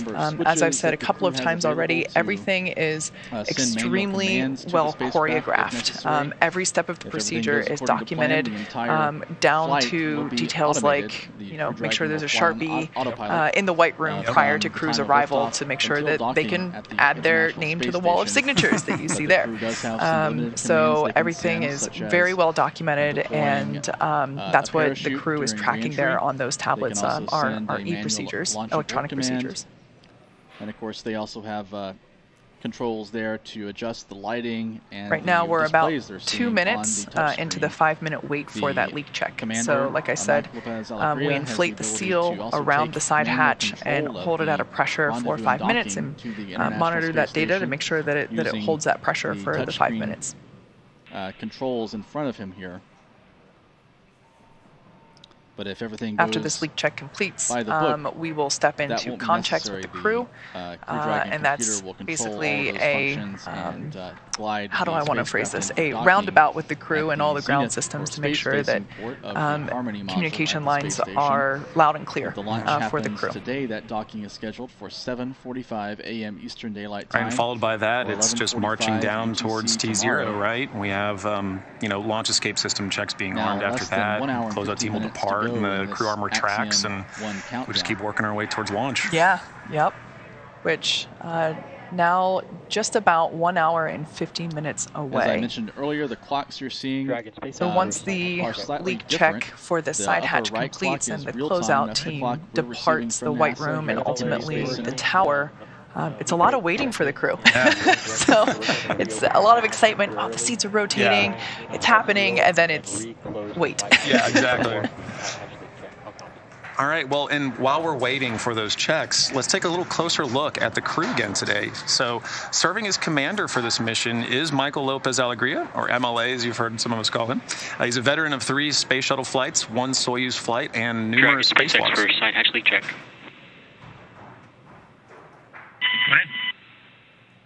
All right, MLA, they were seeing some leak rate trending in the wrong direction, so we're going to reopen the side hatch temporarily, try and clean off that seal, and then re-close the side hatch to re-perform the side hatch leak check. How copy? If you're listening to the mission audio feed that we're streaming, you heard the communication between the SpaceX. All right, so that was just a note from SpaceX core Arthur Burial to the crew to let them know that we're going to reopen the side hatch. It sounds like that, as I mentioned before, we inflate the seal around the side hatch and hold it out of pressure. Sounds like we saw just a little bit of pressure loss there in that leak check, so we're going to reopen it and wipe down everything along that seal to see if we can get that to close up properly. Trending in the quote-unquote wrong direction. Right, and as Kate mentioned, we heard that conversation between core and MLA. So, taking a closer look at MLA here while we wait for those leak checks, this will be his third trip to the International Space Station. His last one was Expedition 14, where he also served as mission commander. So let's go ahead and take a closer look at the commander of AX-1, Michael López-Alegría. So not a showstopper at this point. It's just going to take some extra time for the team out there to reperform the leak check. Most astronauts that have been to space will talk about the overview effect. And we'll stand by for an update from SpaceX. Basically, it's a change in perspective. To see if the crew was these experiences are really unique.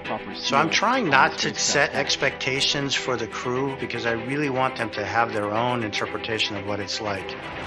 American spaceflight record set by former NASA astronaut Michael López-Alegría. 215 days in space, 213 of which were on the International Space Station.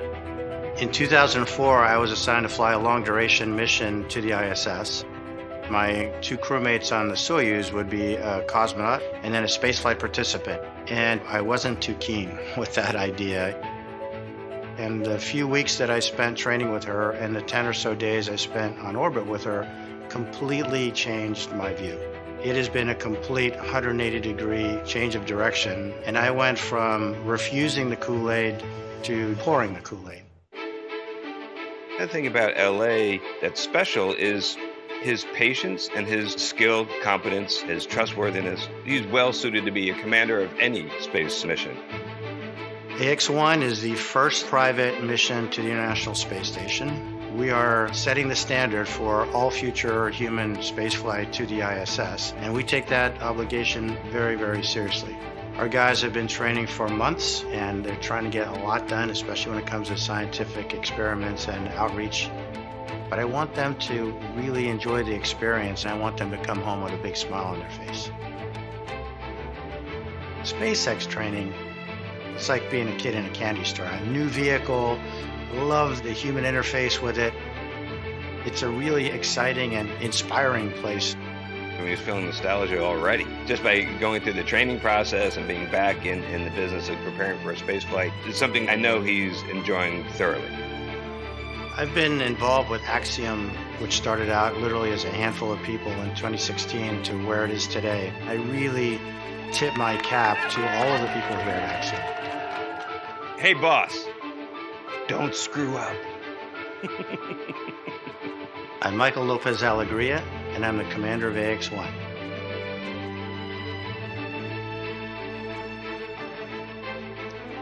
Larry Connor is Axiom-1's pilot. Larry's experience in piloting over 16 types of aircraft and multiple deep ocean dives sets him well for this role aboard AX-1. While on board, Larry will conduct numerous experiments in conjunction with the Mayo Clinic and the Cleveland Clinic. Here's a closer look at Larry Connor. Well, Larry, I always start with the big, broad question, why? Well, it's a big opportunity and a big challenge. And you're no stranger to extreme activities, right? Well, I don't classify them as extreme activities. I understand other people would. Larry is an entrepreneur and nonprofit activist investor. Larry Connor will be the pilot for that mission. The pilot is the person who is there to be equally technically proficient as the commander and to back them up. My pilot, Larry Connor, American businessman, he comes across as a no-nonsense guy. The words I would use to describe him are focused, organized, driven, and he's a real team player. I was really clear to Axiom right from the beginning. I didn't want to be a space tourist. I didn't want to go up there and sit. This was an opportunity not only to do exploring, but hopefully make a difference. Well, Larry and the other astronauts are doing a couple of sets of studies, the one with respect to heart function, the other with respect to these fundamental aging processes, and the insights that we will get could help a lot of people with a lot of conditions, from childhood cancer survivors through to Alzheimer's disease. One of the things that Larry has been doing is he's been incredibly generous with helping support clinical trials, determining once and for all whether some of these interventions work. Our goal and our hope is to try to help revolutionize how we think about and how we serve and how we help people. He wants to do a good job. He's putting in the efforts to support his crewmates and just, make an example of what private spaceflight could be. I just wish the world were filled with people like him. He's generous and thoughtful, and I just can't think of enough positive things to say about him. You have to recognize all of the people up and down the line. They've simply been exceptional. We've got a really talented, committed, resilient group of individuals. Amazing things really are possible. I am Larry Connor, and I'm the pilot on AX-1.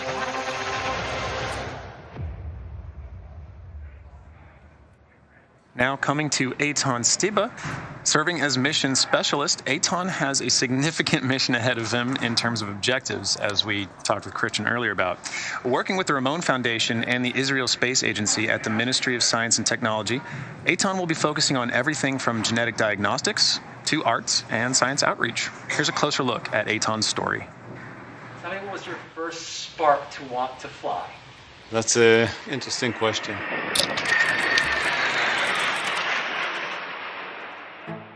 As a kid, I would close my eyes and dream that I was flying like Superman that I saw on TV. Actually, I went to sleep every night in this position. F-16 is a beautiful aircraft. It gives the pilot a feeling of freedom in the 3D. You just look at somewhere and pull the stick and the aircraft performs what you wish. He has this inner drive. You see it shine or spark when he's exposed to new cultures. My dad has been, in the last decade, his heart has been into impact investments to create infrastructure and to help communities. The Rakia mission was built in the same manner to draw on the curiosity associated with human space travel, to conduct a wide range of experiments, educational studies, and even artistic activities. ראינו שחקר החלל מגרה את כל החושים, מעורר סקרנות, ואפילו מאתגר את הדמיון הפרוע ביותר.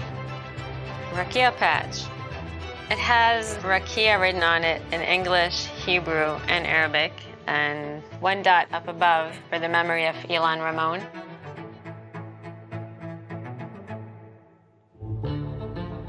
Even though Israel is a technological country, space is something that ignites a curiosity. It's unreachable, it's far away. One of my objectives in the mission is to change the sentiment in Israel about human spaceflight, to inspire children to look up to the sky and imagine things that are not possible and try to reach them. Engines full power. Liftoff. The thrust of Falcon 9 is like 2 squadrons of F-16s in full afterburner. That power is incredible. I sat inside the simulator of the Dragon, looked up and imagined how that would feel.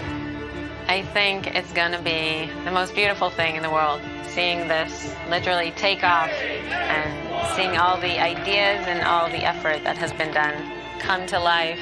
It's going to be beautiful. There is an African proverb that says, if you want to go fast, go alone. If you want to go far, go together. And I'm happy that so many Israeli entities and people can join this effort.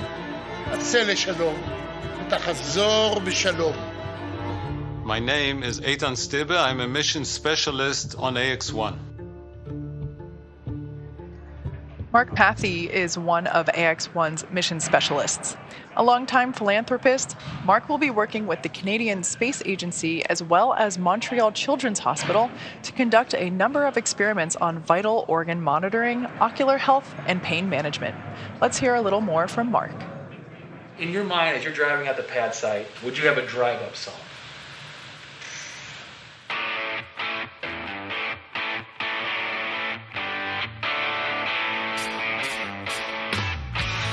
To get to that moment where I'm sitting in the seat, buckled in, and that countdown's beginning. 3, 2, 1.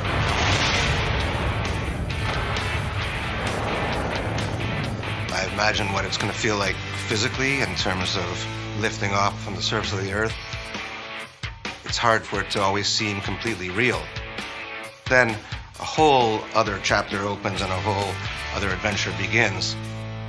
I'm very excited to start my training. I've been waiting for a long time. The anticipation's been killing me. And now here we are today. I'm ready. As a proud Canadian, it was important to me to really highlight Canadian universities and Canadian research institutions and to give opportunities to those researchers and those organizations that they might not otherwise have. Mark was entirely committed to developing this mission as a scientific mission, and the theme of the mission was caring for the planet, caring for its people. We're going to be testing new technologies that can help us explore space, staying longer and going farther, but more importantly, can help change our lives here on Earth.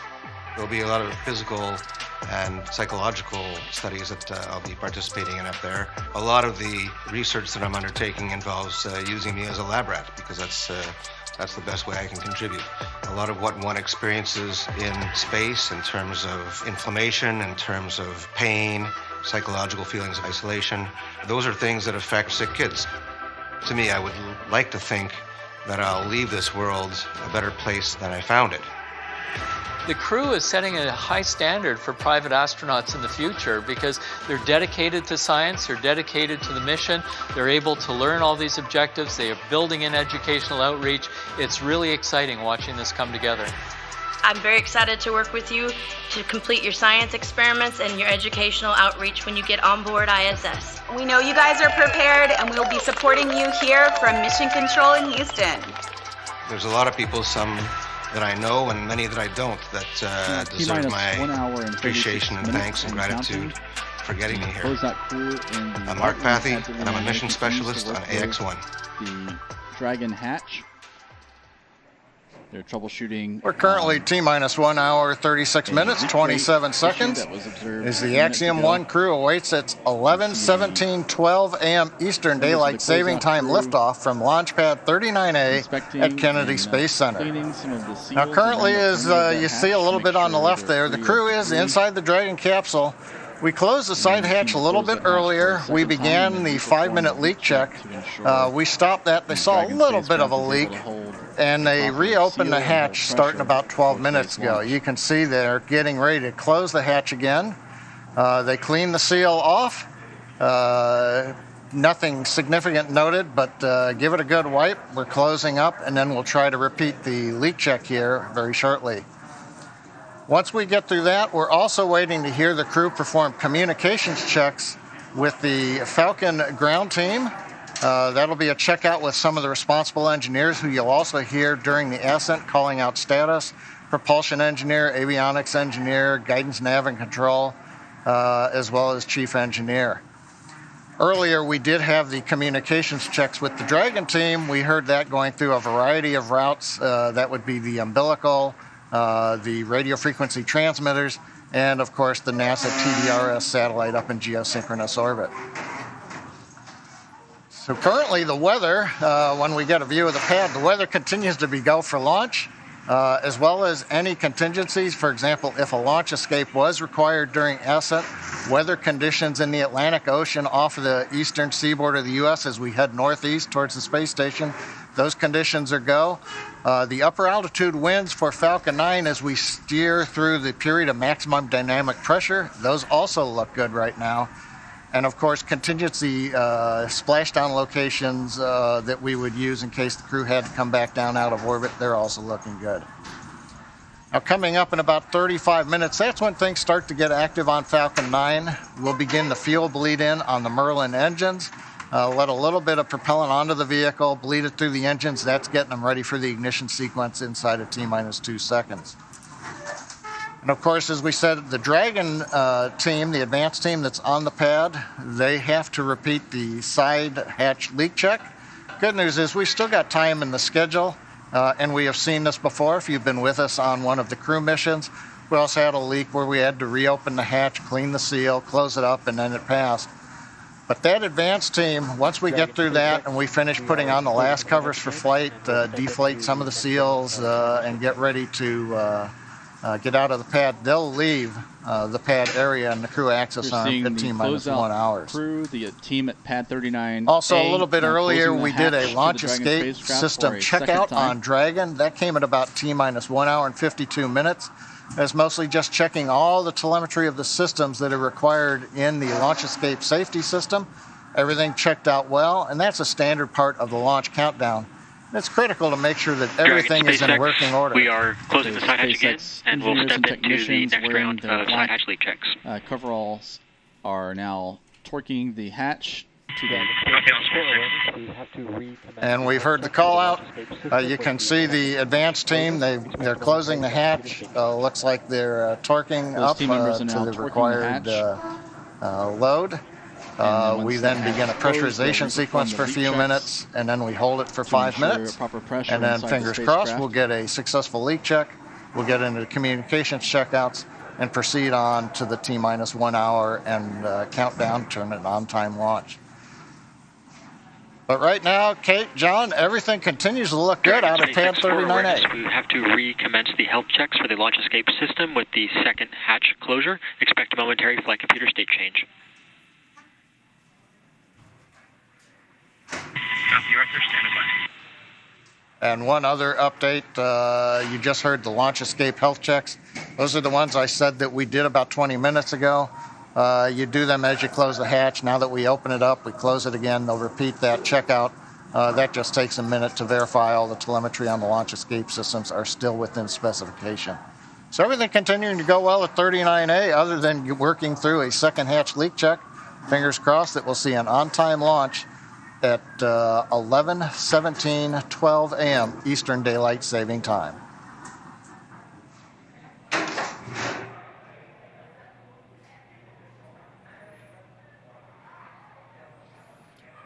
So as John and I said, we have we're now in the process of redoing the side hatch closure and leak check. So the team saw a little bit of loss of pressurization whenever we were conducting that leak check. Not a huge deal, just reopen it. They wiped down the seal itself, didn't really know anything significant.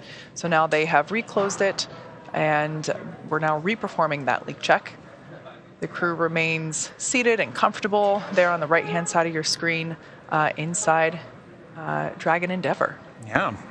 Well, as we wait for that, I wanted to talk about a bit, like a major objective of this mission is outreach and, getting more people interested in spaceflight, but more importantly, finding ways to connect us together.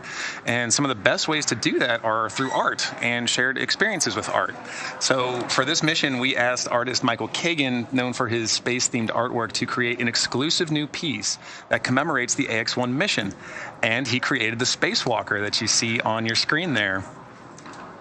So this digital asset can be enjoyed as an augmented reality spacewalker that anyone can check out and play with. And here's how it works. I got to play with this a little bit yesterday. It's pretty cool.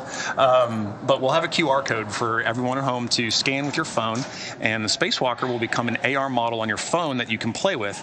You can adjust the scale and position it as you want, rather, and then snap a photo with it wherever that spacewalker is.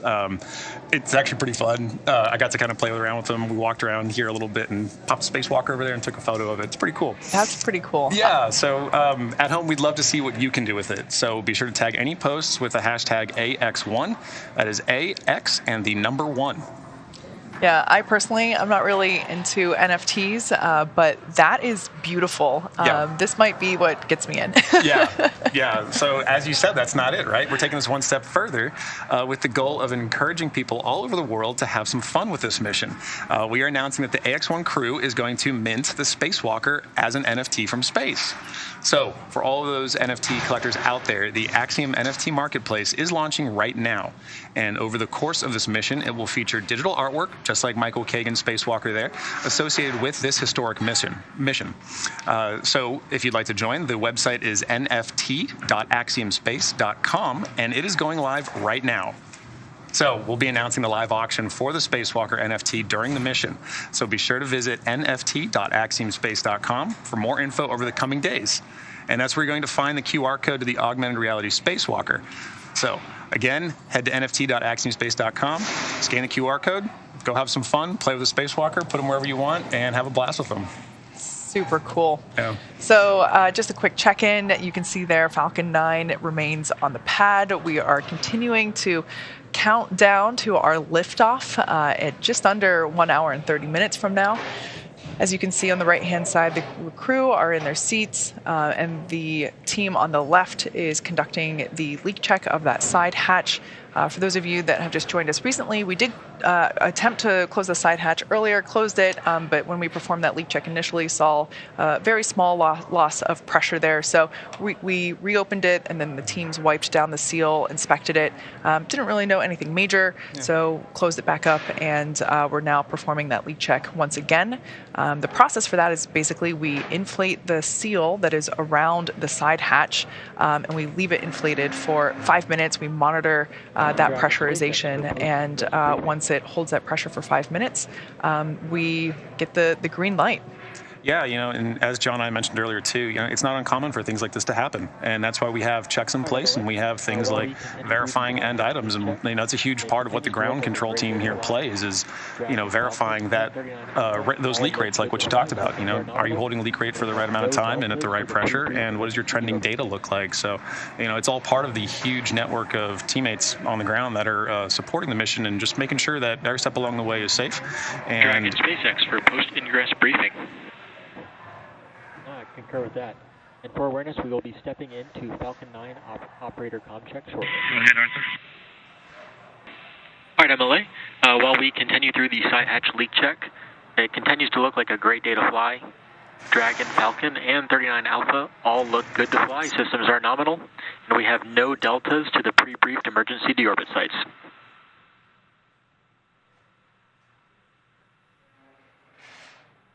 That's about as good as a report we can ask for, thanks. I concur with that. And for awareness, we will be stepping into Falcon 9 operator comm check shortly. Dragon, GNC will begin the Falcon 9 operator comm check with you at this point. Go ahead, GNC. All right, that voice that you just heard was Arthur Berrialt, our SpaceX core, who basically is the primary communicator between the teams here on the ground and the crew. Really important role because, for us, we can see what's going on. We've got the views here, but think about it for the crew. They can't really see what's on the other side of that side hatch. So important updates there to keep them informed. That being said, Dragon, GNC will begin the Falcon 9 operator comm check with you at this point. Go ahead, GNC. Clear. Stand by for comm check with the avionics engineer. Dragon, avionics. Dragon, GNC on countdown 1, comm check. You're live and clear, Cyrus. How many? GNC loud and clear. Stand by for comm check by propulsion engineer. Dragon, prop on countdown 1, comm check. Prop, Endeavor, you're loud and clear, Charles. Prop, loud and clear. Stand by for comm check with the avionics engineer. Dragon, avionics on countdown 1, comm check. Avionics, Endeavor, and good morning, call. Avionics, loud and clear. Stand by for comm check by the ground segment engineer. Launch control, loud and clear. Dragon, ground segment on countdown 1, comm check. Dragon, comm check from Chief Engineer. Loud and clear, Andrew. Good morning. Good morning. Ground segment has you loud and clear. Stand by for comm check by launch control. Godspeed. Dragon, launch control on countdown 1, comm check. Thank you. Launch control, Endeavour. You're loud and clear. Launch control, loud and clear. Stand by for comm check by the Chief Engineer. Dragon, comm check from Chief Engineer. Good morning, Chief Engineer. This is Endeavour. You're loud and clear. This completes the Falcon 9 responsible engineering comm checks. Godspeed.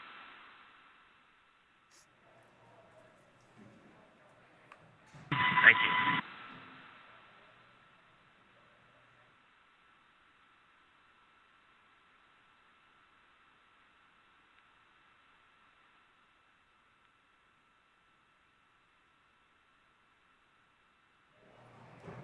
All right, there you just heard the completion of the comm checks.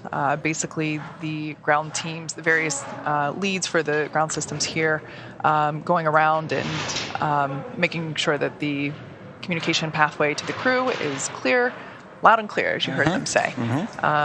Voices that we heard there included SpaceX Corps Arthur Berrialt, the chief engineer for this mission, Bill Gerstenmayer, and yeah, just around the horn for those comm checks with the crew. On the left-hand side of your screen, just a quick check-in. The team there is performing the recheck, the recheck for that side hatch closure. So we did attempt to close the side hatch and perform a leak check, and we saw just a very slight loss of pressure during that leak check, so we opened it back up, wiped it down. Teams didn't know anything major when they inspected it, so now we've reclosed it, and we are reperforming that leak check, which includes basically pressure, getting it up to pressurization, or pressure 3 minutes, and then holding it at that pressure for 5 minutes. So right now we're in that 5-minute wait period. So you know, as you can tell for the crew, it's a lot of waiting. It's we do this and now we wait, and now we do this and then we wait. Hurry up and wait, as they say. Yeah, and Kate, as you mentioned, and as we heard, you know, on the concurrently while we're doing that repress and recheck, you know, we were also trying to concurrently perform those comm checks, right, and gain some time back as well. So crew, as they're in their vehicle waiting, you know, they're still on track for their mission, right? They're still zeroed in on exactly what they've got to do, exactly how they can provide assistance in providing and following their procedures and working with the ground teams to stay on track for launch. Sure. And it's worth noting, you know, we do build margin into the timeline for this exact reason. If you followed our human spaceflight missions before, sometimes you hear the Corps indicate that we have X amount of minutes of margin. So yeah, for this exact reason, you know, we do build in that margin. And as I said earlier, you know, the countdown itself is what aligns all the various teams working to support the launch on the same timeline. So it's what makes sure that everybody syncs up. And so allowing us to, you know, perform those comm checks while doing the repress and recheck, you know, just making sure that all those teams are continuing to remain aligned. Yeah.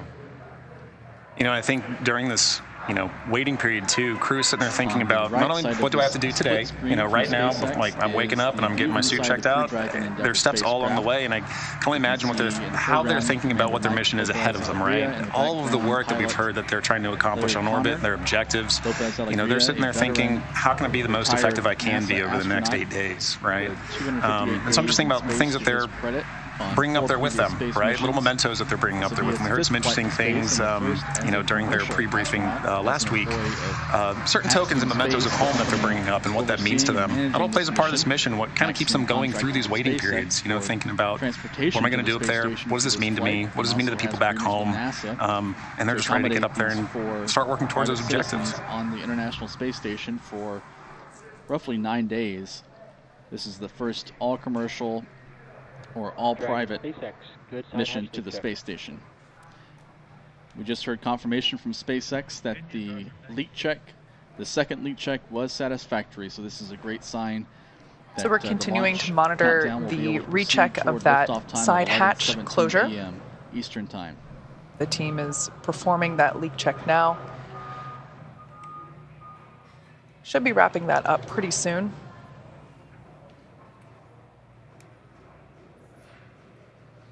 Once we get the leak check confirmed. Dragon SpaceX, good side hatch leak check.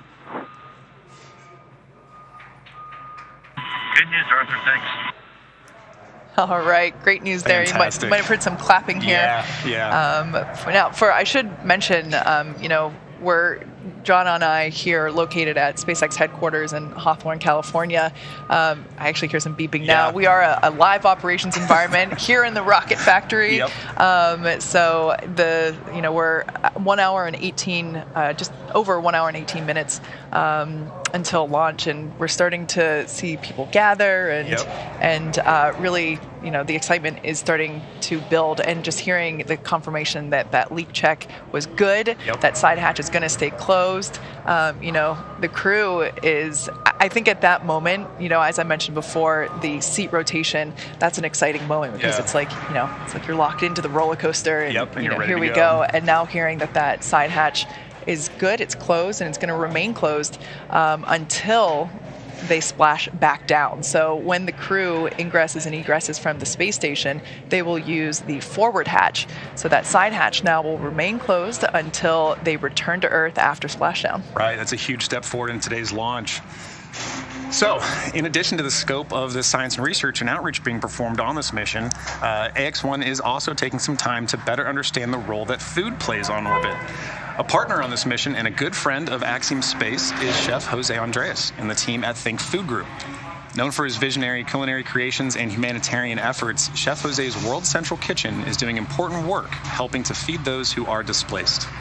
Chef Jose also prepared the meals and snacks accompanying our crew to the ISS. In space, astronauts have limited kitchen equipment and ingredients on hand, so having already prepared meals that are both appetizing and comforting is a great way to feel connected to home. Right, so joining us now is Chef Charisse Gray, who you saw in that video, Director for Research and Development at Think Food Group. Chef, welcome to the show. Thank you so much for having me. Good morning. Good morning. Chef, clearly Think Food Group is doing instrumental work in bringing people together with food, and has for a long time. What has been your team's mantra or ethos when it comes to creating these new dishes?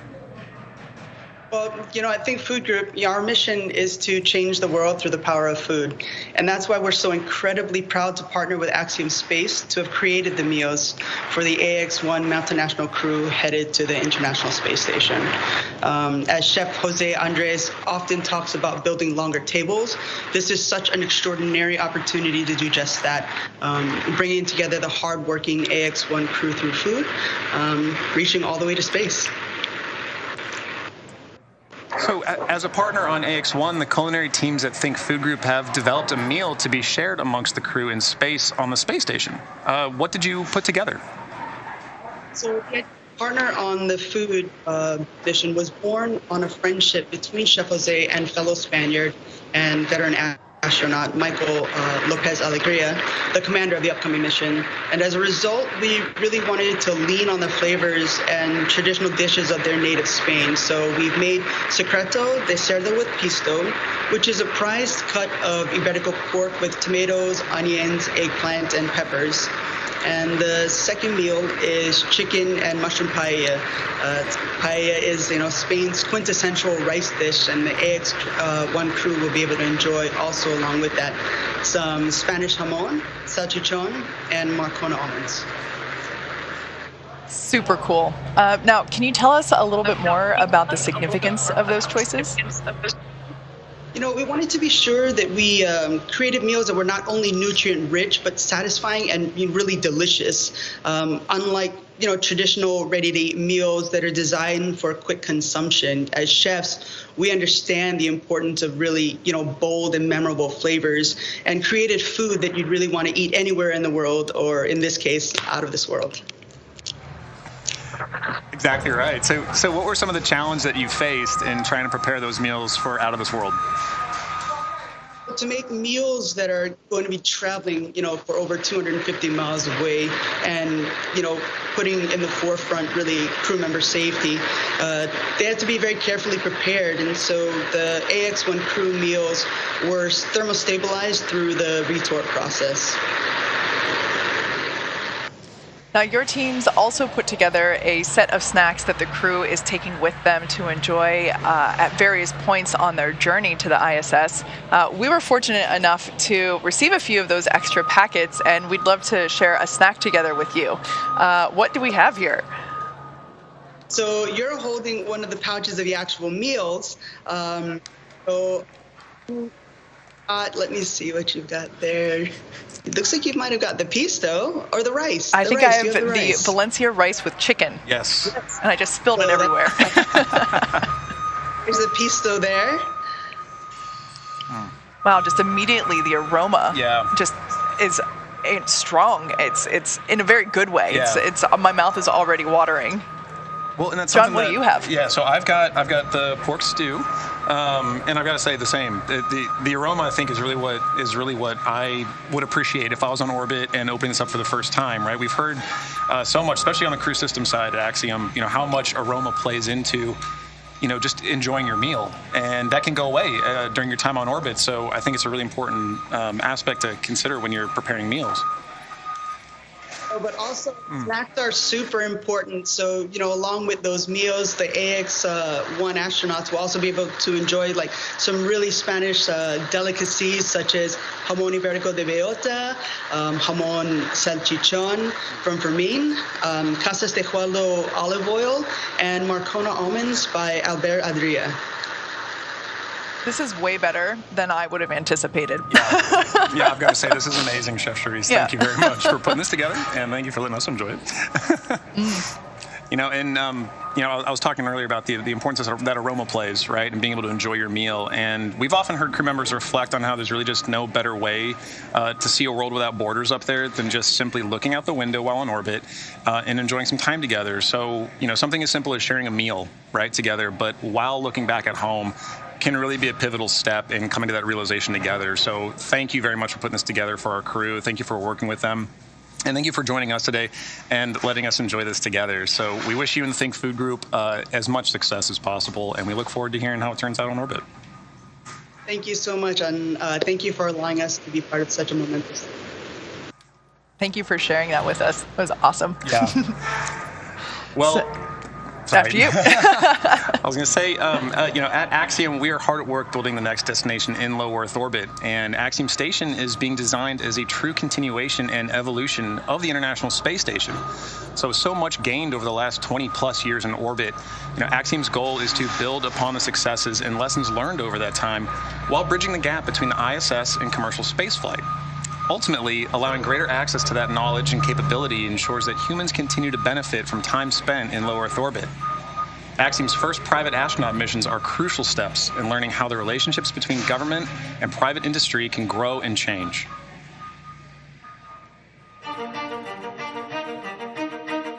The International Space Station is really an amazing engineering achievement. In the last 21 years, there's been permanent human presence in space. We've slowly progressed from capsules and vehicles that visited for a short time to places like Skylab, where we ultimately did a 90-day mission back in the 70s. Now we're on ISS for a year or more. And now it's time for the next space station. Axiom Space is about making living and working in space commonplace. The government has forecasted a demand for flying NASA crew members to low Earth orbit to conduct basic research in furtherance of their goals of deep space exploration. But then we also want to expand what can be done in space. 15 years from now, 20 years from now, we're going to be surrounded by objects that we can't live without that we're manufacturing in space. Today, we are in the process of building our first two elements. We have subsystems in development. We have a full lab of life support hardware that we're putting through its paces. We are building a propulsion system. It's a lot of those details in developing a space station. The first 2 modules are being built by our partner Thales Alenia, and we're heading to what is called CDR, which is a critical design review. That really means that 90% of the design is done, and then you're ready to go to manufacturing. So HAB1 is that first module. It has 4 crew quarters, it has payload accommodations, and it has all of the systems wired to keep crew healthy and alive. So the plan is we'll fly 4 separate modules to the ISS. When we arrive with the 4th module, it'll have what we need to be independent of the ISS. So a lot of thought went into how do we allow it to grow. When we look at the future, we have thoughts on how we could double the number of crew every 5 years.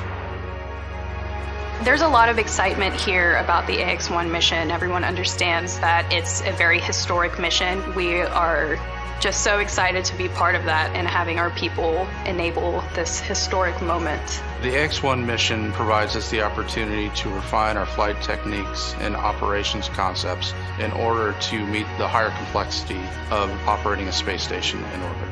That moment where we're captured and birthed to the International Space Station will be a moment that defines how we move forward as a species in low Earth orbit. This will be really the first time a fully commercial element has been part of the complex. Axiom Station is going to allow humanity to be a multi-planet species. When we pull that off, we change the world.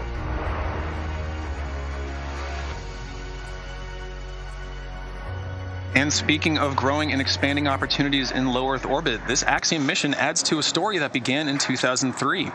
In Israel, Eytan Stibbe is not just becoming the 2nd Israeli astronaut in the country's history, but he is following on the legacy of Ilan Ramon. For Israel, this is a mission of peace and hope, and they have called this mission Rakia, which is a word that means the heavens or firmament in English. So to tell us a little bit more about the Rakia mission, we send you now to our good friends in Tel Aviv, Israel, who are actively monitoring today's launch efforts. Thank you, John and Kate, and thank you for joining us here at the Rakia headquarters in Tel Aviv. I'm Omri Doron, and together with me is the Israeli team of Rakia and its partners who have worked day and night to make this mission possible. Now, all joined together for this exciting launch of AX-1 to the International Space Station. Hundreds of thousands of Israelis are watching us from their homes. In Israel, we're at a very exciting moment. For the first time in 19 years, and for only the 2nd time in our nation's history, one of our own will be in space again, Israeli astronaut Eytan Stibbe. Eytan is dedicating his journey to the Rakia mission. And what that means is that his time in space will be devoted to fulfilling the innovative ideas and creative dreams that were chosen by the people of Israel for Rakia. Every part of this Rakia mission has been developed in Israel with the goal to be impactful and innovative. For an Israeli child, this will be the first time to hear Hebrew lessons and demonstrations on the ISS. For Israeli scientists, artists, and educators, this will be a rare opportunity to perform their works in the unique microgravity environment with a home-trained astronaut. This will contribute greatly to international and Israeli research industries. Now, during the next 10 days, thousands will visit this venue and get to know the story of Rakia and AX-1. Here, our Rakia Mission Control Center will provide a unique opportunity for visitors to see behind the scenes of human spaceflight throughout Eytan Stibbe's Rakia mission. It is our hope that those who follow Eytan on his journey understand that the Rakia mission promotes professional collaborations and manifests values of peace, innovation, social responsibility, and sustainability. It strives to connect the people of Israel and the world to these values and inspire dreams of possibility, because no dream is beyond reach. Now, as we close from Tel Aviv, I'd like to present a short movie that will further highlight the significant efforts of the Rakia mission.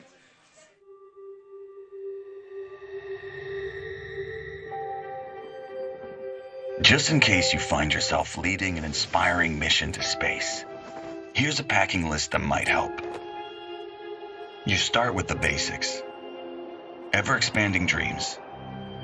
Respect for borders mixed with utter disregard for them. Dozens of wishes. A poem.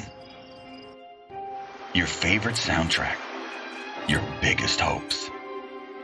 A hunger for miracles. Endless amounts of innovations, like brainwave measuring device, groundbreaking blood test through capillaries, and laughing in the face of lenses manufacturing capabilities. a new outlook on storms. An entire platform that pushes science forward. Because there is no I in space. Dreams to be realized.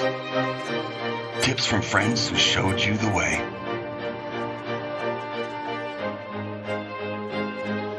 Two ounces of inspiration. Your inner child. Because the one thing that's more important than to travel light is to make sure travel enlightens an entire generation. Thousands of schools that joined the mission. Your nation's brightest young inquisitive minds. A sense of humor. A prayer just in case. A few words of wisdom. 306,757 to be exact. And another 4 to be exact. Amazing partners, local and foreign. And a big thank you to those who made it possible. Or just a big.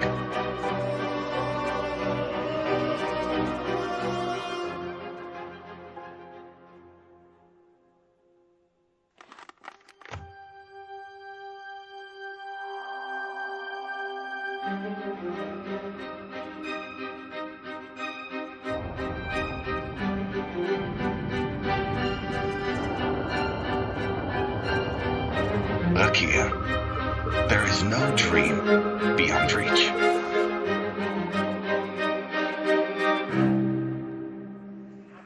We're just over 63 minutes away from launch. Everything continues to go well out at Pad 39A for the Axiom-1 mission flight to the International Space Station.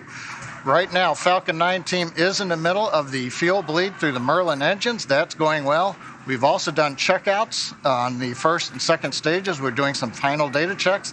That's also looking good. Up on the Dragon capsule, you can see the crew access arm. The seal from the White Room has actually been deflated. You can see it's pulled away a little bit. We're getting ready for the advanced team to leave the pad at about T-minus 1 hour. So they're on track right now to close out. We did have a good side hatch leak check. And so we're doing just the very last steps to get the capsule ready for flight and then leave the pad. And of course, in the background, as you can see on the monitors or on your screens, it's blue skies over Kennedy Space Center, Pad 39A. Weather's looking good, both in the local area as well as when we head northeast towards the space station. The ascent trajectory looks good. So at T-minus 1 hour and 2 minutes, all systems are go.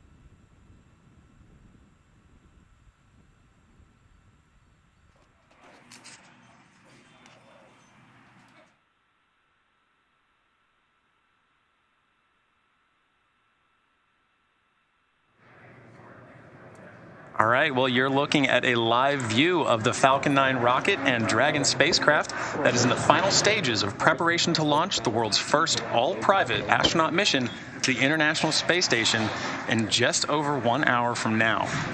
Today's launch marks the next step in evolution of the human spaceflight story. This is the first of a number of planned private astronaut missions, or PAMs, by Axiom Space to the International Space Station, and it represents the culmination of years of hard work between both government and private entities to open up the doors to low Earth orbit.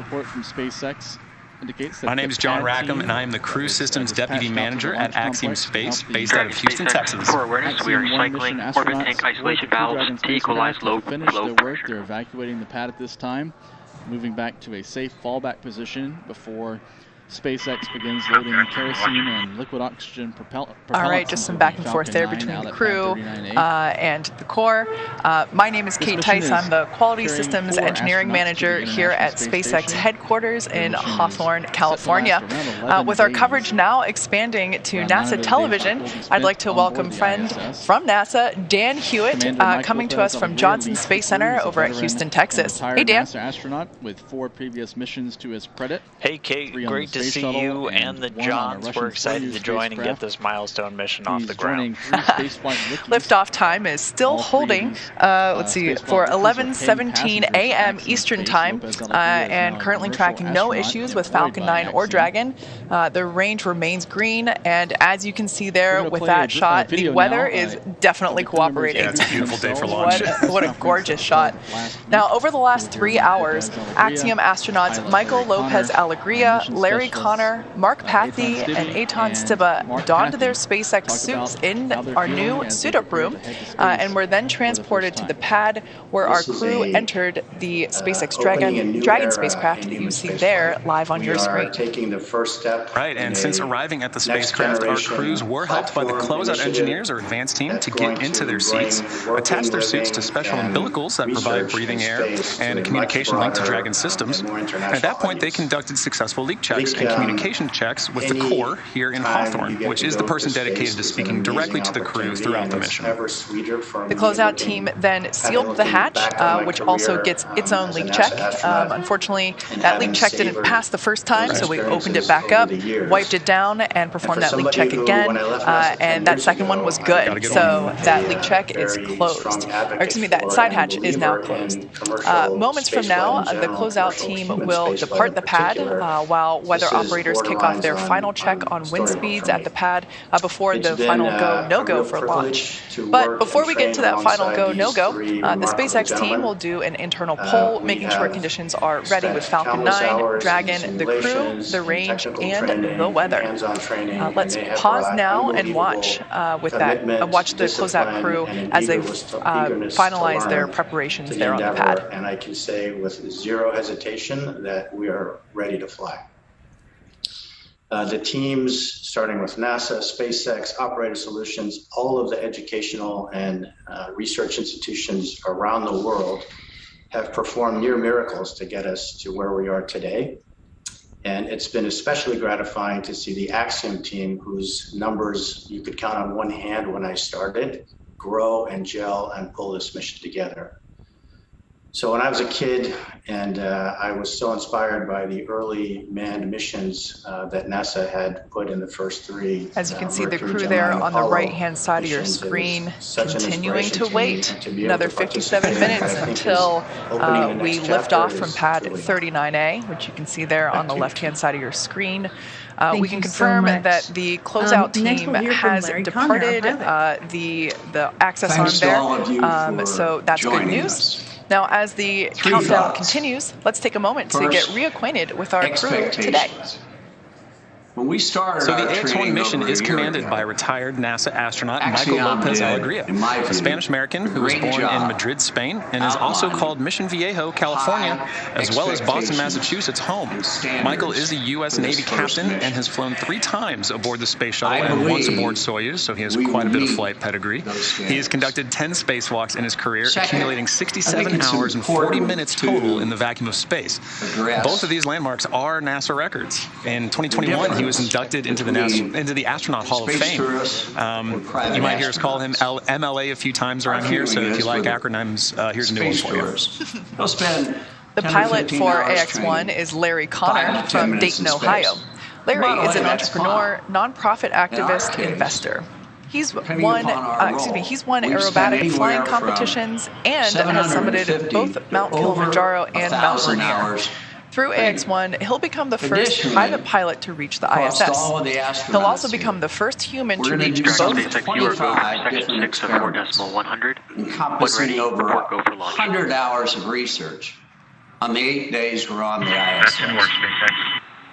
Lastly, I think All I right, speak so just for some all of us back and forth with SpaceX that core Arthur we Burial and the understand crew, this first continuing to civilian work through mission our procedures. is a big honor and a big Ultimately, opportunity. next check will be to make sure that But the with crew that inside Dragon Endeavour comes a big are go for launch. responsibility. Back That to is our to pilot, execute Larry the Connor. mission As I said, he will correctly also become the and first human to reach both the deepest ocean depths and enter the bounds of outer space within Thank you so 1 much, year. Larry. That's Next, just we'll crazy to turn me. it over to Eytan Stibbe. Larry has been actively involved with the Mayo Clinic and the Cleveland Clinic for many years, helping to understand the effects of aging. This mission will add a new dimension.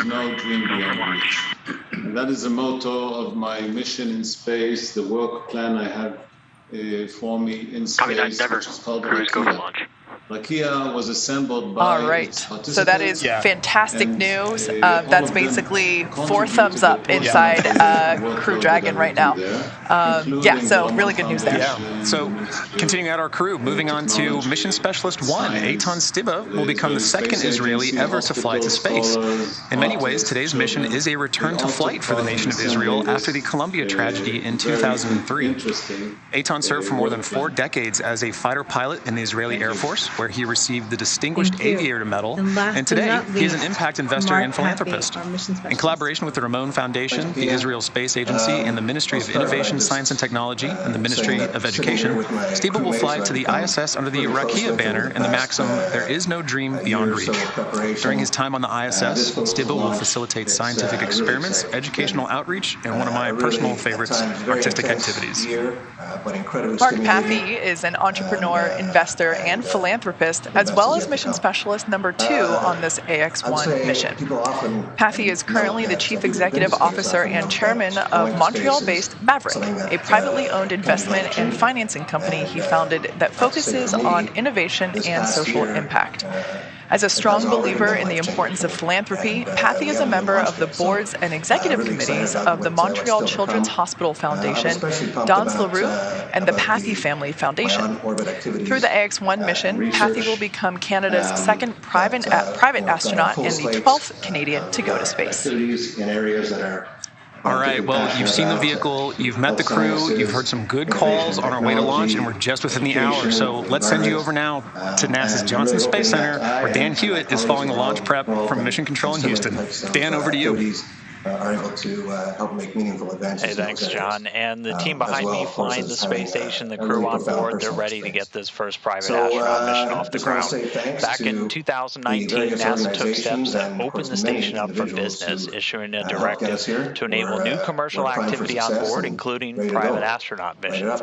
And all of this is done with the goal of building a robust economy in low Earth orbit. Now why does NASA want to do that? Well, we're very aware that there is untapped potential in that space just outside of our atmosphere, and low Earth orbit can be a first step towards unlocking limitless possibilities. Michael López-Alegría, Larry Connor.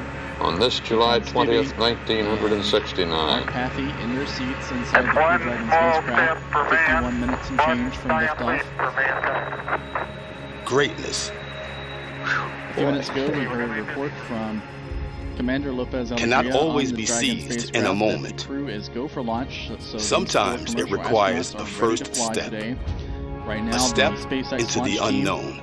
Over in firing not knowing the the path, but understanding the goal. Being polled electronically, believing that the first step leads to greatness. To proceed into the terminal countdown and we've touched the sky.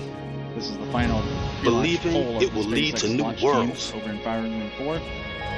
Once that poll is complete, we've left our home, if the result is believing in a brighter future. Away from the Crew Dragon we've come together, out of the pad. believing in shared goals. System consisting of Super Draco thrusters around the we've stayed and learned, believing in benefits for all. These are the rocket engines that will push the we take the first step time and time again. The Falcon 9 because rocket we've witnessed its benefits. Emergency or a rocket failure. And believe in its potential. And then that will set the stage for so we're expanding and enabling this step for others around 15 minutes to push humanity further as we prepare for the next giant leap. kerosene and liquid oxygen while the astronauts are in their seats on top We'll of the always need on top this of the first rocket step. inside the Crew Dragon spacecraft. We're here to stay. The propellant loading process from start to And finish now is will the time take roughly to join 33 us. minutes until those final oxidizer tanks are secured for flight around T-minus 2 minutes or so. Leading And up low to Earth liftoff orbit at is that first step. And for NASA, we're in it for the long haul. Eastern Daylight For Time, the last 11:17 more than 12 20 seconds to be years, we've precise. shown that you can get incredible value And from that doing converts to research and 15:17 technology UTC demonstrations for those in of low you Earth in orbit other on the time station. zones. And along the way, we've continually increased technical our work issues, with commercial have been organizations, reported flying at this point in the research, countdown. payloads, Weather continues to entire be favorable. facilities, We're experiments, standing by for that final and confirmation working of a with go and U.S. no-go companies for to fly propellant loading. cargo and crew to the station. The latter of those laying the groundwork for the mission we're seeing about to launch today. And we're continuing to look ahead onto the horizon, working with companies like Axiom and others to get a jump start on developing new destinations in low Earth orbit where future astronauts, and not just those from NASA, will be able to go and explore and do research just outside of our atmosphere. So we've got our sights on the horizon, and our ultimate goal is for NASA to become one of many customers in this new economy in low Earth orbit as we set our sights on deep space exploration, heading back to the moon and beyond under the Artemis program. Now, the AX-1 mission's a good example of the public and private partnerships that are going to make that future vision a reality. But to take a little bit deeper of a dive, let's jump over now to my colleague, Megan Cruz, who's standing by at Kennedy Space Center with NASA Administrator Bill Nelson. Over to you, Megan. Good morning to you, Dan, and good morning, NASA Administrator Bill Nelson. Great to have you here, as always. Good morning. Well, I wanted to talk to you because we know that one of NASA's goals has been to enable commercial efforts in space. With today's Axiom-1 mission, the first all-private crew to the International Space Station, what does today represent for the agency? We're taking commercial business off the face of the Earth and putting it up in space. And that's one of our main programs now, because we want to get NASA out of low Earth orbit and go explore the heavens. We want to direct our energy and our resources to do that, because we're going back to the moon and we're going to Mars.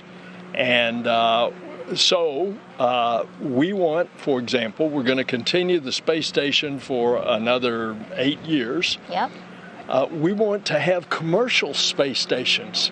NASA wants to become the ability to lease space on a commercial space station instead of having the responsibility of the space station. Yeah, let's talk a little bit more about that, because I know that we've seen success with commercial cargo missions, commercial crew missions. Are commercial stations next? Indeed. That's what we're doing today. We are bringing a commercial company to our ISS. We are then going to have them attach a commercial module to the International Space Station. And then we're encouraging the building. We've got initiatives out there in private industry right now to build a commercial space station. And then all of our international partners on the space station, we're taking with us out into, for example, lunar orbit. The Gateway, which is like a space station in lunar orbit, is going to be a number of nations landing on the moon. We're going to have other nations participate as well. Yeah, it seems like there's a lot of partnerships going forward with NASA to accomplish some of the big goals that we have. Well, as it should be, because our program is internationally, and when we go to Mars, there's going to be a delegation from planet Earth. Are you excited for today's launch? Oh, is the Pope Catholic? Yes. Well, thank you so much, Administrator. I really appreciate you being here, and I hope you enjoyed today's launch. Thanks a lot. All right, back to you guys at Hawthorne. We're at T-minus 46 minutes, 10 seconds. We've just heard from the SpaceX launch director. Brief the CE or LD, and they will approve aborting the countdown. For urgent issues affecting the safety of the operation, operators shall call hold on the countdown net. Launch control will abort the launch auto sequence and immediately proceed into launch abort. In T-minus 10 seconds, launch control will be hands-off and relying on automated abort criteria for the remainder of the count. Operators advise the launch director whether structural breakup or fire is imminent occurring per Dragon manual escape flight rules. For those operators in firing up 4, in the event of a fire alarm, key operators noted in 57.83 will remain at their post while the alarm is evaluated. In the event that personnel safety is threatened, evacuate to the south-facing emergency exit, which leads directly outside. Access arm retraction started. Firing up 4 and MCCX will go into a sterile cockpit and lock down for the duration of the time the launch escape system is armed. Launch control at this time. You may proceed with arming the crew. In the last minute or so, movement. you've been hearing discussion from the SpaceX launch team. Then arming crew Final pre-launch poll of the team in firing 4 minutes and counting. You've just heard the SpaceX launch director give the launch, and now the crew access arm is being final execution instructions to the launch team. Access arm retraction started. We're ready for propellant load. That'll begin in about 10 minutes. Before that, we've got crew access arm to retract happening now, and then arming of the launch escape system. Everything continues to look good for an on-time launch of Falcon 9 with Axiom-1 mission.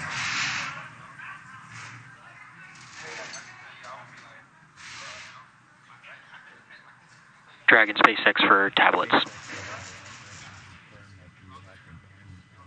ahead, Arthur. As we prepare to step into LES arming, I need you to verify that the elastic bands are over the corners of all of the iPads in the vehicle. Upcoming calls, that'd be great. Thanks. Roger, stand by.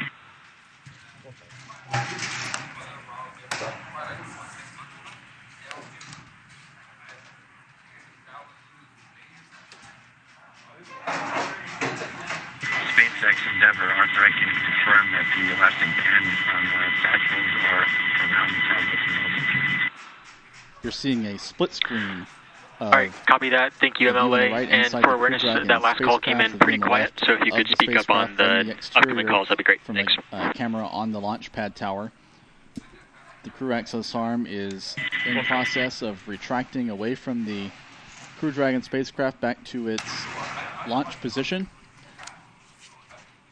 And also at this time, the launch escape system is being armed. These are the Super Draco thrusters, very powerful rocket engines that would activate in nearly an instant in the event of an in-flight abort that could be triggered by a rocket failure during the climb to space today. And all this is in preparation for the start of propellant loading at T-minus 35 minutes. And we just heard the crew access arm retract is complete. Okay, we'll give you an update here. Inside of 43 minutes, crew access arm has retracted from the Dragon spacecraft. Next up, also we've got launch escape system arming. Spacecraft and its and at T-minus 45 minutes, or T-minus 35 minutes, we'll begin loading propellant onto the Falcon 9. So right now, Falcon 9s go, Dragons go. Weather looks good, and the range areas are also cleared for launch. So Kate, John, everything is looking good.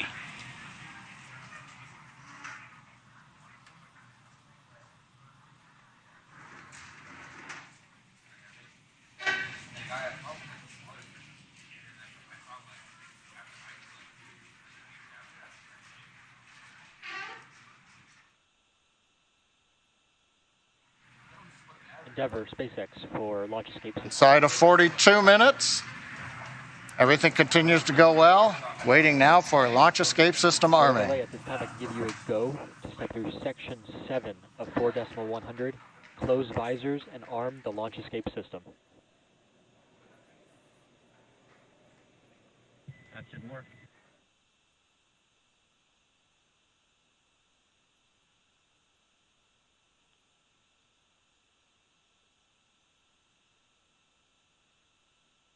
Endeavour, SpaceX for launch escape system. SpaceX Endeavour, visors are closed. We are arming. Go ahead, Arthur. All right, MLA, at this time I can give you a go to step through section 7 of 4.100, close visors, and arm the launch escape system. That should work.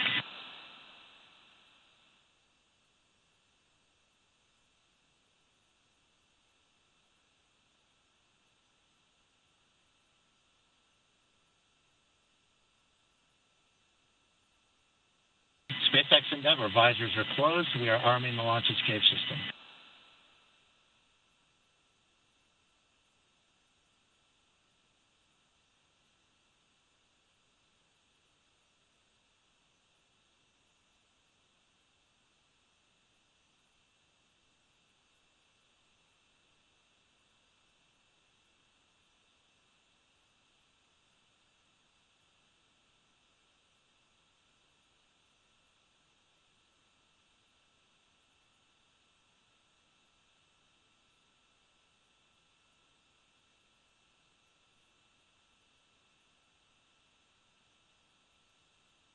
Dragon SpaceX launch escape system is verified armed.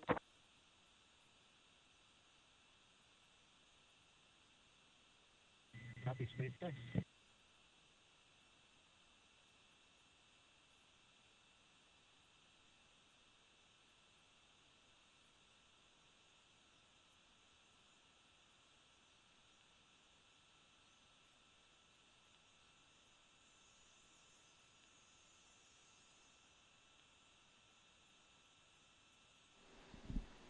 Dragon SpaceX launch escape system is verified armed. That the launch escape system is armed. These are the Super Draco thrusters Copy, that would burn hydrazine and nitrogen to try. All right, there you heard it. The launch escape system is now armed.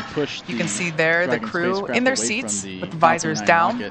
Launch escape system, is the first of its kind escape system. It provides escape capability all the way to orbit. It's a really important function to have. Obviously, no intention of using it today, but that's what those call-outs were there back and forth that we just heard. Right, and as we heard earlier too from Administrator Bill Nelson, the importance of low Earth orbit. So speaking of just how valuable low Earth orbit is, the crew of AX-1 will be conducting a tremendous amount of science over the course of their 8 days on board the ISS. And not only does that include 25 Axiom-managed studies, but it also includes the Axiom crew participating in efforts that extend far beyond this mission. Some of those we actually looked at earlier. One of these broader studies is a series of health monitoring tests before and after the flight. A few days ago, I was able to connect with Dr. Emmanuel Riquetta to talk about the ongoing research this crew will participate in on behalf of the Translation Research Institute for Space Health, also known as TRISH. Here's our conversation. Dr. Riquetta, welcome. It is wonderful to get to talk to you. Please introduce yourself and tell us, what is TRISH? Absolutely. My name is Emmanuel Riquetta, and I'm the Chief Medical Officer at the Translational Research Institute for Space Health. And I'm also faculty at Baylor College of Medicine in Houston, Texas. The Translational Research Institute for Space Health, or TRISH, we're partners to the Human Research Program at NASA. And one of our main goals is to find and fund new disruptive research that is high risk but potentially high reward, with the end goal of keep humans healthy both in space and on Earth. And we have been working with commercial spaceflight missions since last year, and Axiom-1 is our 4th commercial spaceflight mission. That's really fascinating. Can you tell us a little bit more about your primary areas of focus or what you're studying on this mission? Yeah, so TRISH focuses mainly on the high priority areas of human spaceflight research. And I would say the 3 highest priority areas are radiation, behavioral issues that come from being isolated and confined in space. And the third one is how your body changes while you're in a different gravity field, either a zero-G environment like in space, or during different gravity fields when you are in the moon or Mars. Okay, interesting. So what kind of systems or hardware are you working with specifically to capture this data? For this mission, the hardware that we're using is absolutely optimized to provide, number one, the highest quality data, while being still easy to use, easy to implement, and being the lowest burden to the astronauts. So to collect all of this data, for example, vision changes, we have been using a small device, is roughly the size of a shoebox that you can see here. I have this here with me. So this is basically like having an optometrist on a box. Basically, the only thing that you have to do is just grab it, put it on your eyes, look at an object that is roughly 6 feet away from you, and after a few seconds, you get a prescription of your glasses as right here. So as I was saying, if there's any changes on astronauts during these missions, we'll be able to see how that changes with this device. We're also looking, I was mentioning, at behavioral changes, how being in an isolated and confined environment has any behavioral aspects. And for this one, we have been using a small tablet like this one, also to test the sensory motor adaptation, the balance disorders, and the space motion sickness. We're using a device like this. And for each of the crew members, we have a set of hardware like this, and it fits. The 4 sets of hardware fits on a medium-sized suitcase. So it is really easy to move wherever it needs to go for launch and landing. That's wonderful. So what are some of the intended outcomes or goals of the research you're doing? Yeah, so some of the outcomes and one of the main applications, number one for spaceflight that we want to get from this research is that short duration missions like Axiom-1 are very, very relevant in the context of Artemis missions. When we go back to the moon, the first missions are going to be roughly the same duration as Axiom-1. So anything new that we learn from these missions is going to be absolutely valuable. Really, every new piece of data we collect in spaceflight could potentially solve and be that last piece of the puzzle that we're looking to complete with the second stage. Dr. Iketa, thank you so much for speaking with us today. Wish you the best of luck. Again, flowing at T-minus 16 minutes. So 3 of the 4 propellant tanks we are about 30 minutes out from launch of the historic AX-1 mission. It has taken an enormous effort from an incredibly dedicated and hardworking team to get to this moment. And that team wanted to take an opportunity to wish the crew of AX-1 well and Godspeed. Rest of the hey X1, we're so happy for you guys and just want to let you know we've got you here on the ground in mission control, so fly high and have some fun. From all of us here at the Integrated Performance Team, we want to wish you luck on your pioneering mission to the ISS and hope to see you in a couple of years when AX-1 launches. It is not only an immense honor to get to watch your monumental mission, but also to be able to support you on your journey towards this day as well. Hey guys, can't wait for this mission. We put a lot of hard work in. We're excited for you all to have a great time up there, and good luck. Thank you for helping set an important precedence ahead of a very bright future. Good luck, AX-1 crew. Let's conquer space. Hasta pronto. We want to send you all off with good wishes in this incredible journey. Godspeed. It has been such an honor to watch and support you guys as you prepare for this moment. I'm so proud of each one of you for the dedication, the long hours, and the hard work you put into making this a meaningful mission. Hello, Axiom astronauts. Thanks for stepping up to the plate for this amazing journey. You guys have trained hard, you've waited a long time, and this is now happening. Safe travels on this historic mission for the first private astronauts to go to the ISS. It's happening. Wave to us from up above because we'll be thinking of you from down below. We're the Axiom safety team. We just want you to know that we are really proud of you and we've got your back. We're wishing you a safe and successful mission, and we'll see you when you get back on the ground. Hi guys, we're the Axiom soft goods team, and we just want to wish you a good mission and get back safely. It's a real pleasure to be talking with you guys right now, and we're super excited for you. I'm here to cheer you on along with the entire Crew Systems team. Yay. Thanks for everything you're doing.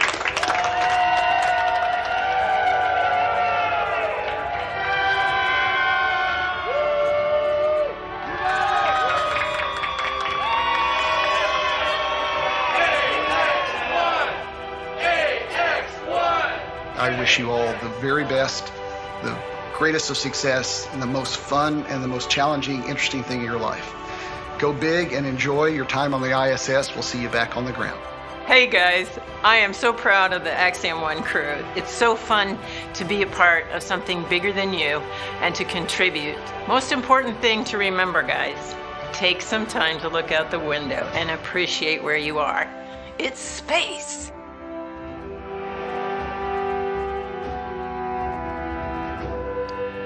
We're T-minus 31 minutes and 40 seconds, counting down to the first all-private astronaut mission to the International Space Station.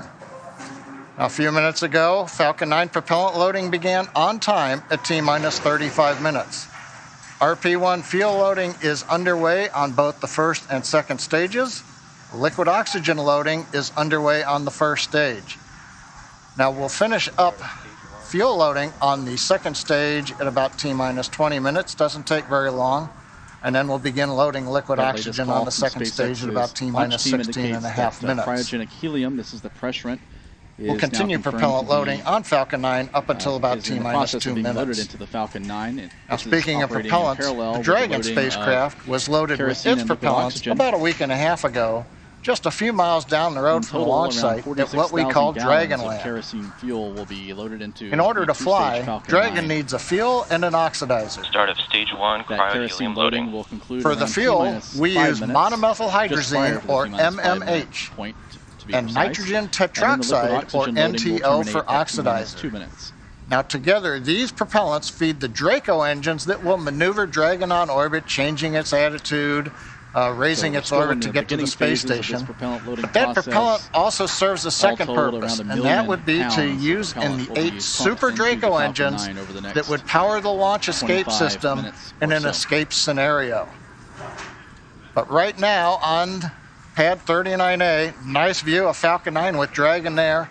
You can see the crew access arm has retracted away from the Dragon spacecraft. The 4-person crew is inside Dragon right now. The launch escape system is armed. Propellant is going into the Falcon 9. So since we are at this stage with launch escape system armed, that means the 8 Super Draco engines inside the Crew Dragon are ready, if needed, to launch the capsule away from the Falcon 9 rocket in an instant, should there be any kind of emergency associated with the rocket or the pad. We have the ability to use a launch escape system right now if it was needed. A couple other status items.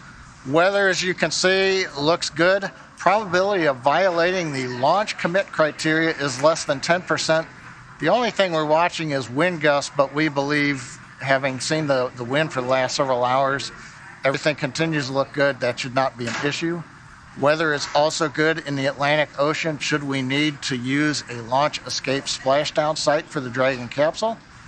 We've also got upper altitude winds we've been checking out. Balloons have been released by the range here recently. We continue to look good for upper altitudes as Falcon 9 flies through the periods of maximum dynamic pressure. And finally, on the range, of course, we have cleared the danger areas, the hazard, the caution areas. Everybody's out of there except the 4-person crew up in the Dragon capsule, very top of the rocket you can see in the picture. So coming up, T-minus 28 minutes, 30 seconds, everything continuing to look good on Falcon 9 with Dragon for the Axiom-1 mission. Let's take a moment now to get acquainted with the vehicles that you see there on your screen. That's a live view of Falcon 9 with Dragon, our spacecraft on top. Falcon 9 rocket is a rocket, Falcon 9 rocket with a Dragon spacecraft on top. Together stands about 215 feet, which is almost 30 feet taller than the Leaning Tower of Pisa in Italy, which is 183 feet. Falcon 9 is a reusable 2-stage liquid-fueled rocket, which means that it's kind of like 2 rockets in one, the first stage and the second stage. Very cool.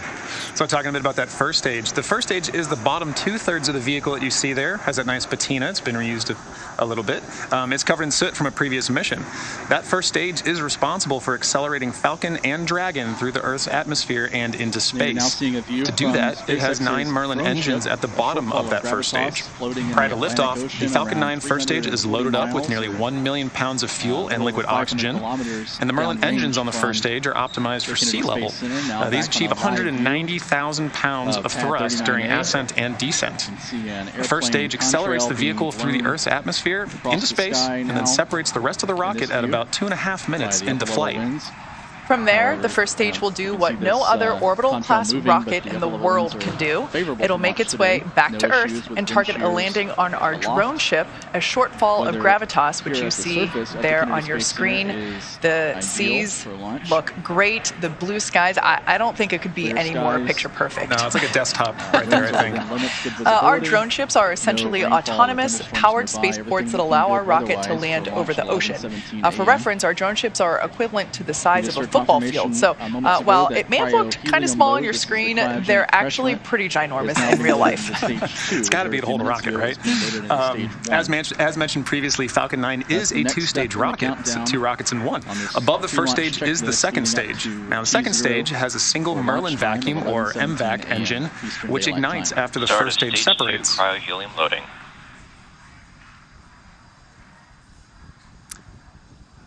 Now, the second stage is essentially a smaller version of the first stage, and whereas the first stage is designed to power the vehicle out of Earth's atmosphere and the forces of gravity, the second stage is specifically designed to operate in the vacuum of space. The second stage powers the Dragon spacecraft to its specific targeted drop-off point in orbit. The Dragon spacecraft is capable of carrying up to 7 passengers to and from Earth orbit and beyond, but for today's mission, it is carrying 4 members of the Axiom-1 crew. It is the first private spacecraft to take humans to the space station and the only spacecraft currently flying that is capable of returning significant amounts of cargo to Earth. Like the Falcon 9 rocket, the Dragon spacecraft is also reusable. Today will be the 3rd flight to space for this Dragon spacecraft that the Axiom-1 crew is flying in today. The previous flights for this capsule supported were recently the Crew 2 mission, and before that, the Demo 2 mission, which was our first human spaceflight mission. Pretty incredible. Yeah. Now, as we await T0 in just under 25 minutes, the ground operations teams are doing a series of system checks to make sure both Dragon and Falcon 9 are ready for launch. Let's take a look at what the ascent portion of this mission will look like. Right, so once we hit T-0, we will watch Falcon 9 and Dragon lift off from historic launch pad 39A and make their ascent. At about 50 seconds into flight, Falcon 9's engines will throttle down to help pass through the period of maximum dynamic pressure on the rocket, or what we typically refer to as max Q. It's worth noting that once we hit max Q, the vehicle will be going supersonic. Once we're through the period of maximum dynamic pressure, we can throttle up our Merlin engines again. From there, at about 2.5 minutes into flight, we have a series of 3 events that happen in rapid succession. The first of which is MECO, or main engine cutoff. This is where all 9 Merlin engines shut off in preparation for stage separation, which, as the name suggests, that is where the first stage detaches from the second stage, with the first stage making its way back to Earth for landing as the second stage continues on its journey with the third event. Right, now SES-1, or Second Engine Start 1, is where the Merlin vacuum engine lights up and propels the second stage, along with our AX-1 crew, into orbit.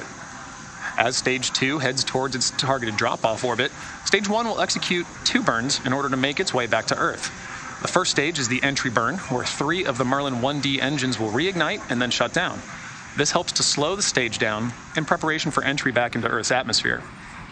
While the first stage is heading back to Earth, the second stage will cut off its singular Merlin engine that was ignited right after stage separation. Once this happens, we'll wait for confirmation of good orbital insertion. About 90 seconds after Dragon gets into orbit, Falcon 9 will land back on Earth. The landing burn, which is a single engine burn, will bring the vehicle's speed down rapidly in order to land on the drone ship at about 9.5 minutes into the mission. The RP-1 and while Falcon 9's first stage is landing, Dragon is preparing to separate from the second stage. At about 3 minutes after the second stage gets into orbit, we should have a great view of Dragon with its 4-person crew drifting away from the second stage. Now, once Dragon is a short distance away, it will begin checking out its Draco maneuvering thrusters to make sure Dragon continues to increase separation distance from the second stage. In this countdown. And lastly, the nose cone deploy sequence will initiate just before T plus 12 minutes and finish around T plus 15 minutes. And this sequence will expose Dragon's docking mechanism in advance of its arrival at the International Space Station. So, as you can tell, it's a pretty jam-packed 12 minutes. Pay attention. Pay close attention to what you're listening to. Don't blink. With all that in mind, let's head back over to Dan Hewitt for an update from the ISS team over at Johnson Space Center. Dan? Chill down process to condition those lines to begin liquid oxygen thanks, loading Kate. into now, the second inside stage. the room, the International That Space begins Station at Flight Control Room, Flight Director Scott Stover is leading the teams right now. But just about 4 hours ago, NASA Flight Director Diane Daly gave a go on behalf of the combined ISS team to the SpaceX mission director, just saying that ISS, or the space station, was go for launch. Now, to get there, we've got a list of flight rules, basically just just guidelines for all of the major systems we have to make sure are functioning on board station before we can give a go to launch another crew up there. So we're looking at everything from those core critical command and control computers, verifying we have a good communication path through our tracking and data relay satellites, ensuring that the atmosphere, all of the life support systems on board are functioning, even the mechanical systems like the docking port where this mission is headed. So we're expecting today's flight to be about a 20.5-hour journey from launch to docking, with the Crew Dragon Endeavour headed towards the Node 2 Zenith. That's the space-facing port on the top of Node 2, the Harmony module on board the station. And once they get there, they're going to get welcomed by the Expedition 67 crew, which is made up of 7 individuals right now, 4 from our SpaceX Crew 3 mission, 3 NASA astronauts and 1 ESA European astronaut, and they're joined by 3 cosmonauts that just arrived on station about 2 weeks ago. Now, so it's going to take them about 20.5 hours to get there. That docking right now is targeted for 11:45 GMT on Saturday. That's 6:45 a.m. here in Houston, 4:45 for the teams over in Hawthorne.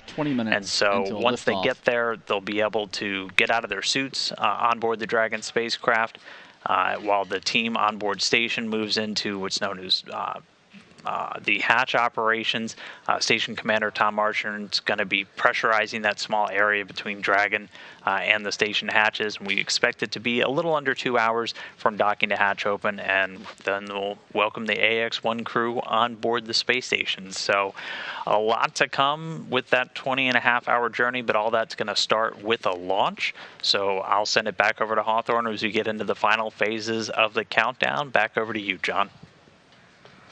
Right. Well, Dan, as you mentioned, it all starts with the launch. And Kate, it's looking like it's getting pretty busy here. People are excited about seeing a launch, right? Yeah, we're just now under 20 minutes until liftoff. As you could probably tell by the noise, the crew here, excuse me, the crowd here in Hawthorne, we're at SpaceX headquarters in Hawthorne, California, is starting to gather just beyond mission control here in the building. And you might be able to tell by the ambient noise, in addition to the live production noises that you also hear. You know, we are in a rocket factory.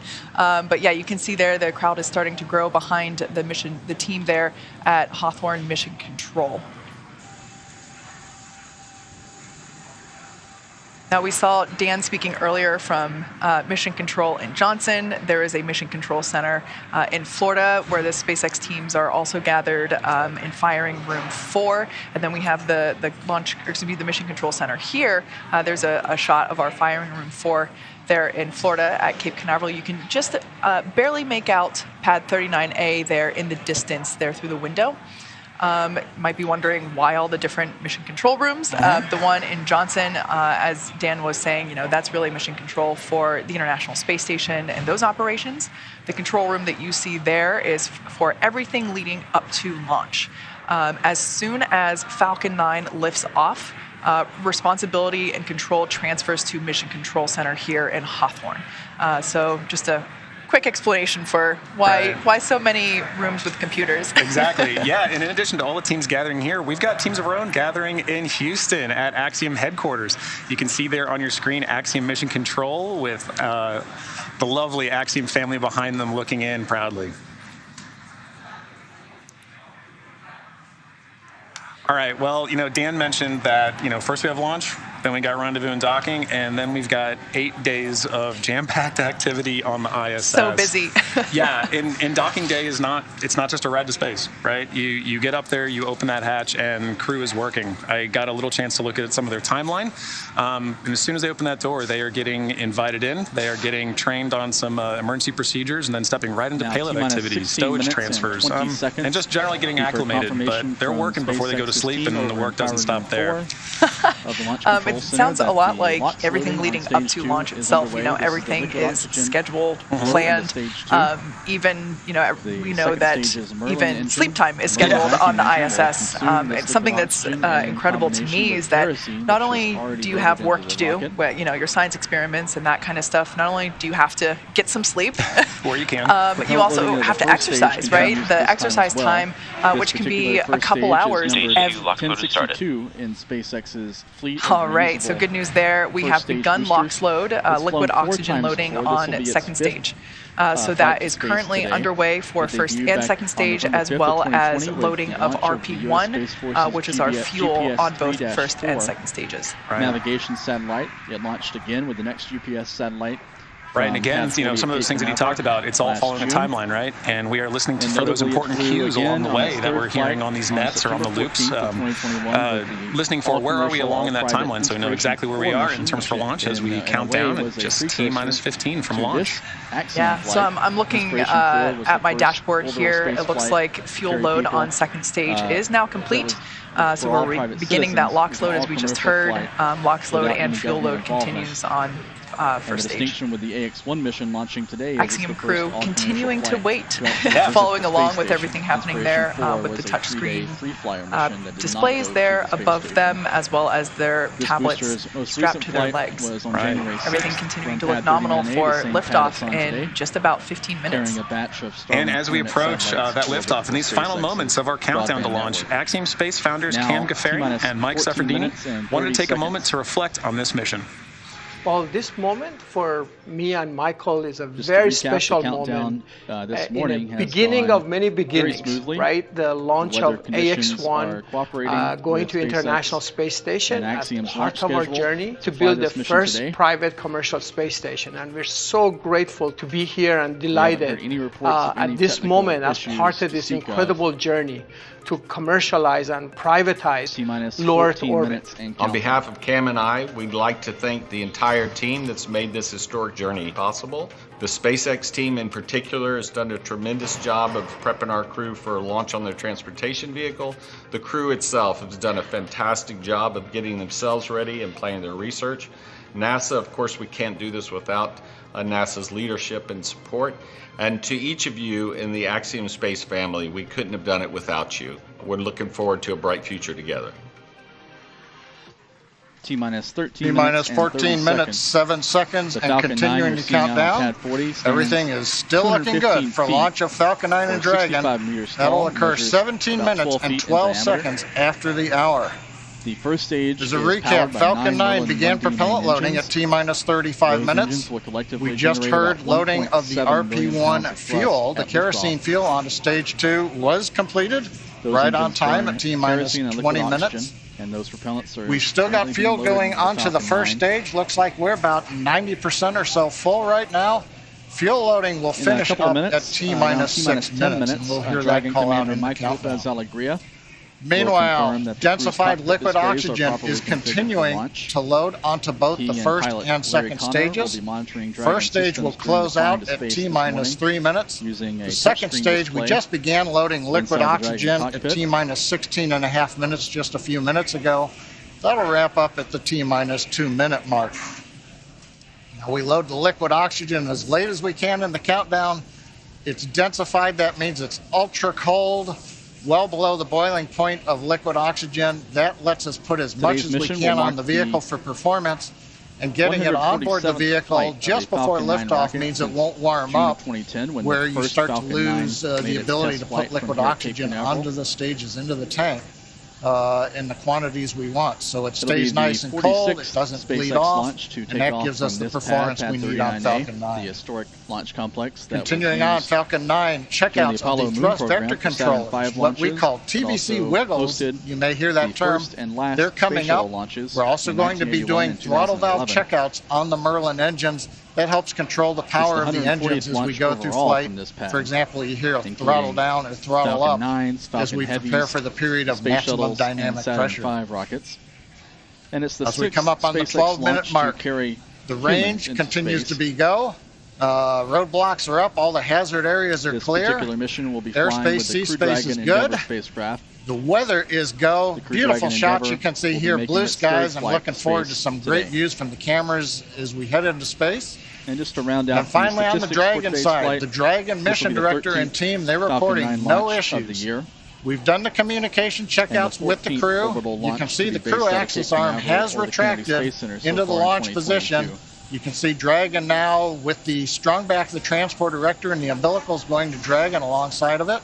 The clock just We've passed. also armed the launch minutes. escape system, and obviously the crew is strapped in the Dragon capsule, and they're ready to go. Cockpit displays are properly Final instructions of the crew will come in about a minute and a half at T-10. We'll listen to that. The crew displays will be configured for launch, and that setup will give the crew insight into how the launch is proceeding, and it provides constant updates on vehicle health. At T-5 minutes, we'll be in the terminal count for Dragon. Dragon will transition to internal power, going to its onboard batteries and off of the external ground power. We're going to hear continued callouts on the countdown net as we go from T-10 to 0, and then as we fly after T0 and liftoff, we'll hear callouts as we head into space. And that'll be letting the crew know as they reach each of the milestones. Now, next big event coming up at T-10 minutes is we're going to do launch commit criteria, and final instructions will be going to the crew. One other thing that you will hear is during ascent you may hear 1 Alpha, 1 Bravo, 2 Alpha. These are launch escape states. As the Falcon 9 flies, if a launch escape was required, the crew on board knows where they are passing various points in the countdown, and that would tell Dragon what sequence of events to execute to come off of the Falcon 9 and bring the crew back safely down under the parachutes in the ocean. Right now, T-10 minutes. Let's listen in to the countdown now. Dragon, SpaceX, confirmed crew displays are configured for launch. SpaceX Endeavour, we confirm they're configured. And copy MLA, and on behalf of the entire SpaceX team, we're honored to have you aboard Endeavour for its 3rd flight to the International Space Station. Axiom-1 marks a new step in commercial spaceflight and research. We wish you a great mission, good luck, Godspeed, and enjoy the ride. Keep Ithaca always in your mind. Arriving there... Thanks for those words, Arthur. I've got a few of my own. I'm going to let my crewmate Eytan say it first, though. שלום, כמה ימים לפני שאנחנו מציינים את המסע הגדול שלנו לחירות, and a few minutes before launching on this journey, I wish to share with you the words of the Greek poet Constantine Cavafy that well describe the perspective of our marvelous crew. Keep Ithaca always in your mind. Arriving there is what you are destined for, but do not hurry the journey at all. Better if it lasts for years. So you are old by the time you reach the island, wealthy with all you have gained on the way, not expecting Ithaca to make you rich. Ithaca gave you this marvelous journey. בהצלחה X1, בהצלחה רקיע. Thank you, Eytan. I'm going to continue far less elegantly or eloquently, but as we sit here on the precipice of this new era in human spaceflight, we do so on the shoulders of professionals at SpaceX, NASA, and Axiom.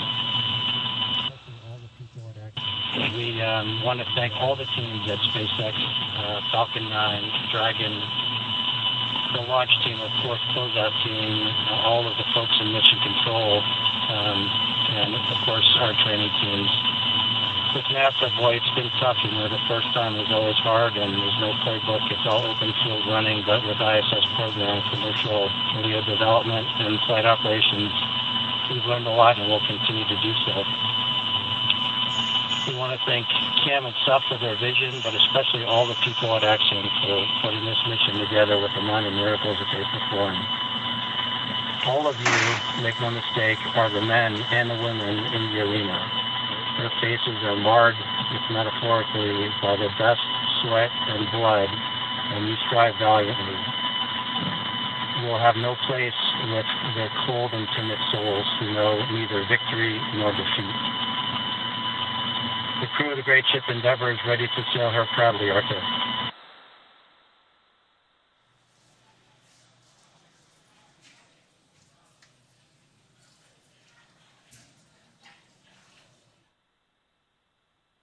Some heartfelt words there. Stage 1 engine chill has started. All right, so there was the call that we have begun to chill the engines on the first stage. So what we're doing right now is flowing a little bit of the super chilled liquid oxygen through the turbo pumps on those M1D engines. There's 9 of them at the base of the first stage, and that's essentially bringing them down to the temperature of that super chilled liquid oxygen to prevent any thermal shock to the hardware. Just before that call, some really heartfelt words from Commander MLA and Mission Specialist Eytan Stibbe. Really love hearing that commentary. And a Stage former 1 RP load fighter pilot in the Israeli Air Force.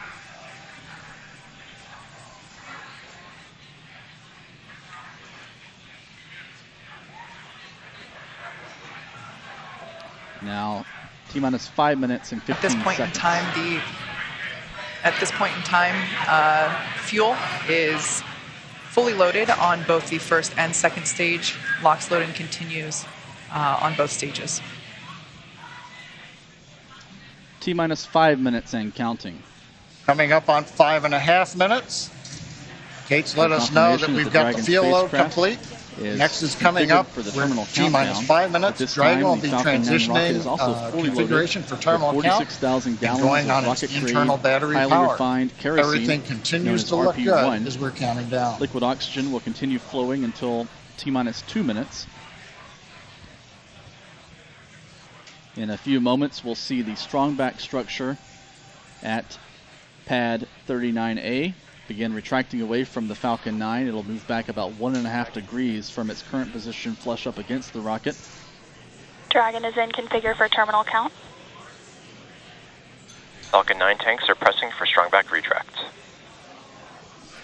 You'll see the clamps on the strong back open momentarily to begin this retraction. There they are, the clamps opening. We're pressurizing the tanks for strong back retract. We'll hear a sequence momentarily. Strong back is retracting. Actually, that's the start of about a 1 minute sequence. In about T-minus 4 minutes, the clamp arms that you can see there will open, and then back is retracting. And then we will see the retract from there. So we've heard the call out. That's the start of the sequence. Doesn't mean that the clamp arms are late opening. It'll take us a few more seconds. As you can hear, the excitement and the crowd is really growing here at SpaceX headquarters at Hawthorne, California. There you can see the clamp arms have begun to open. And next we should see the strong back begin to retract. Now T-minus 3 minutes and 10 seconds. You can see that strong back in motion, and it's just stopped its motion. This structure is what we basically use to transport the fully integrated vehicle to and from the hangar to the launch pad. And there you can see that the strong back retraction has begun. Also, in the past few minutes, the Falcon 9's guidance system, everything continued to look automatic flight safety nominal, system, as we're now under 3.5 minutes until launch. Has been verified ready for flight. RP1 fuel is fully loaded on first and second stage. Is now confirmed on internal power. T-minus 2 hours, should be wrapping up LOX load seconds. on the first stage momentarily and continuing to fill on second stage. Stage 1 LOX load is complete.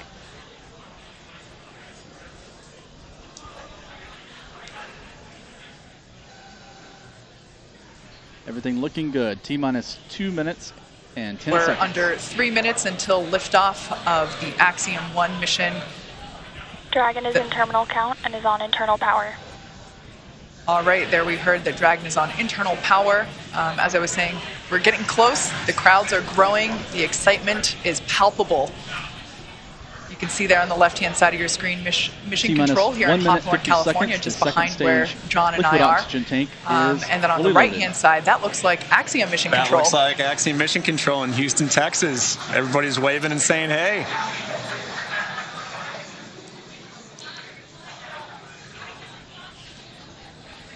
All right, at this point in time, that LOX load on first stage is complete. So the first stage is now fully loaded with all of its propellant. LOX load on second stage continues.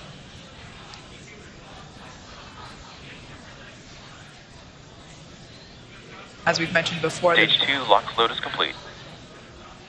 All right, so there's that call. At this point in time, Falcon 9 Dragon is in auto idle. Dragon is fully loaded with all of its propellants, nearly 1 million pounds of that propellant. T-minus 1 minute coming up 60 seconds. Right now. The Falcon 9 the is gas closeouts. mode. It's now we finished pressurizing the storage tanks on board the Falcon 9. They gave the crew the heads up. They hear some loud venting noises. We're also going to vent down the liquid oxygen line that carried the LOX up to the second stage. Generates a typical large white cloud of condensation around the strong bed. Are being pressurized on the Falcon 9 rocket, bringing the event coming up now. T-minus 1 minute. All the flight computers take over. Let's listen in to the last minute of terminal count. FTS is armed. Falcon 9 is in startup and now controlling.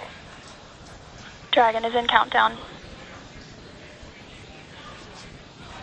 T-minus 10 seconds. Standing by for engine start. Dragon, SpaceX, go for launch. Engine ignition and liftoff. Liftoff of SpaceX's Falcon 9 rocket and Dragon Endeavour spacecraft with a crew of 4 pioneering private astronauts on the first fully commercial mission to the International Space Station.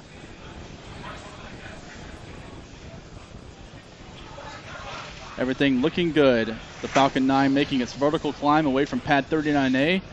4 commercial astronauts en route on a 20.5-hour flight to the International Space Station. 10, 9, 8, 7, 6, 5, 4, 3, 2, 1, 0. Ignition. Stop. Go Falcon, go Dragon. Godspeed, Axiom-1.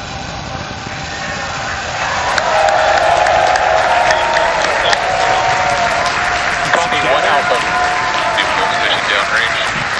Together, a new chapter begins. Godspeed, AX-1. Stage 1 propulsion is nominal.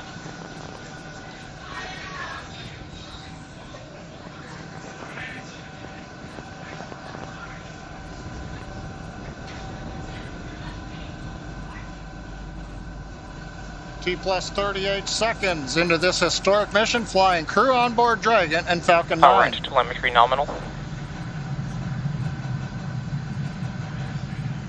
Stage 1 throttle down. Throttling down in the preparation for max dynamic pressure.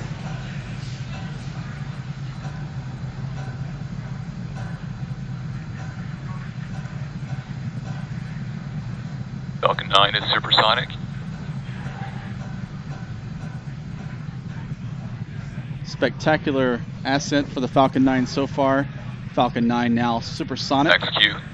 Stage 1 throttle up. Past max Q, the point of maximum aerodynamic pressure. Now T-plus 2 minutes. 1D engines coming back up to power. Big rumble. I hope you could hear that on our video stream. Big rumble from the Falcon 9 as the crew calling out 1 Bravo. Should an escape situation arise, left to go it tells the Dragon flight computer what profile to fly using the Super Draco engines. But everything is looking good on Falcon 9. We're getting nominal callouts from all the engineers and a great view from the ground camera and the onboard camera. Impact chill underway.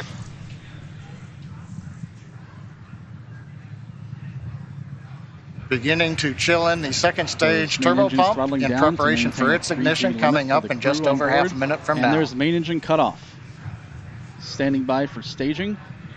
Coming up on about 3.5 G's acceleration for the crew. Confirmed. We'll begin throttling down the Merlin engines to hold that level of acceleration. And in ignition of the Merlin vacuum engine. Spectacular view on the right side from the camera on the second Cape Canaveral with the rocket plume. Get stage separation and ignition of the second stage engine. You've heard the throttle down call out. We're holding 3.5 G's for the crew. Beautiful views from space now from both stages. Cameras on both stages on the left side, a down-facing camera on the booster as it begins its flight back to Earth to a landing on the drone ship. On the right, Merlin vacuum engine more than 200,000 pounds of thrust coming out of that engine to power the Crew Dragon with the 4 private astronauts into orbit. Successful stage separation ignition of the second stage engine. On the left, the titanium grid fins beginning to slowly deploy. Great views from the first stage camera. The first stage now begins a slow flip maneuver. You can see the white nitrogen gas plumes as we reorient for an entry back through the Earth's atmosphere a little bit later in the plus count. Second stage, we see the engine nozzle glowing red. Everything continuing to look good on the second stage. Now, T plus 4 minutes and 10 seconds, we've heard confirmation that a downrange tracking station in Bermuda should be hearing call-outs coming up to the crew here shortly on how the trajectory is the next ground station downrange from the Cape. The second stage now passing 8,400 kilometers per hour at an altitude of 177 kilometers. Dragon, Heading SpaceX, downrange, trajectory nominal. you can see a view of the what we like to hear. Axiom-1 mission astronauts inside the Crew AOS Dragon. Bermuda, acquisition of signal. Bermuda tracking station now getting telemetry from the second stage of the Falcon 9 with the Dragon on top. T plus 4 minutes, 10 seconds. Everything continues to be nominal. First stage coasting to apogee, and then it'll come back down for landing on the drone ship. Second stage, partway through its lengthy burn to get the crew into orbit. So Kate, 4.5 minutes in, everything continues to look good.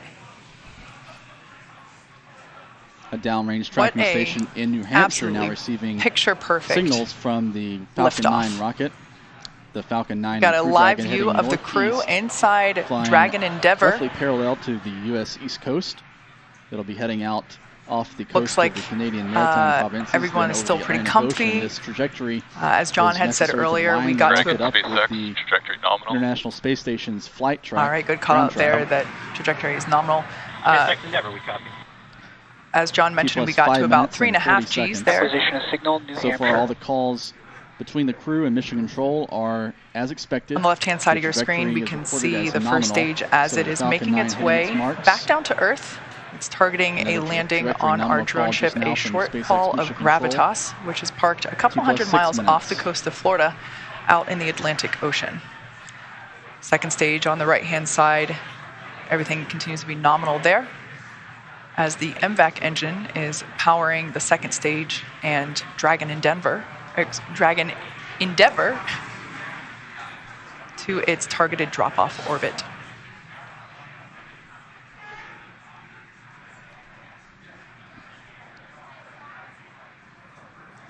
Absolutely beautiful views of both the first and second stages. SpaceX, trajectory nominal.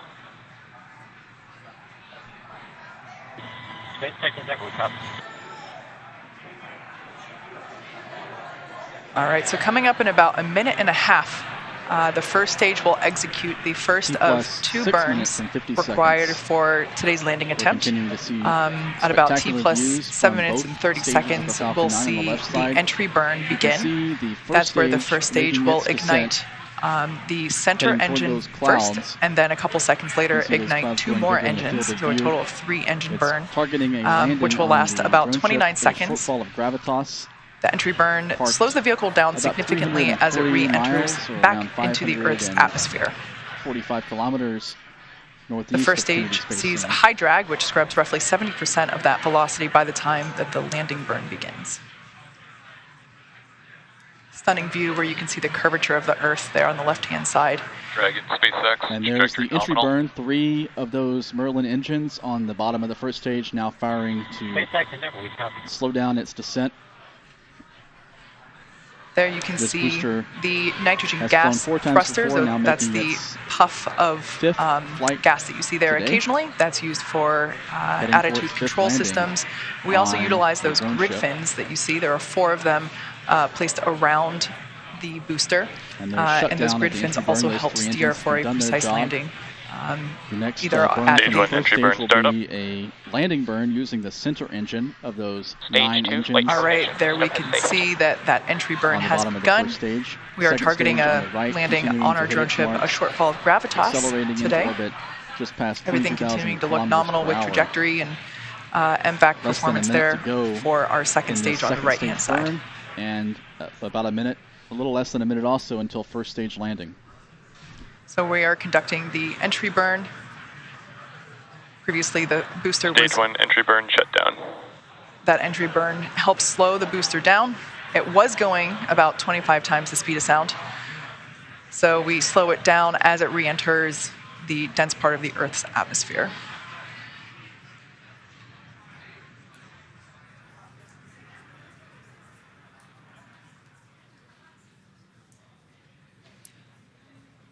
The next event is second engine cutoff, or SECO-1, as you see it there on the timeline at the bottom of your screen. Dragon is in orbit. Standing by for first stage landing. Terminal guidance. That's where we shut down the MVAC engine, or second engine cutoff. Copy, Shannon. Stage 1 transonic.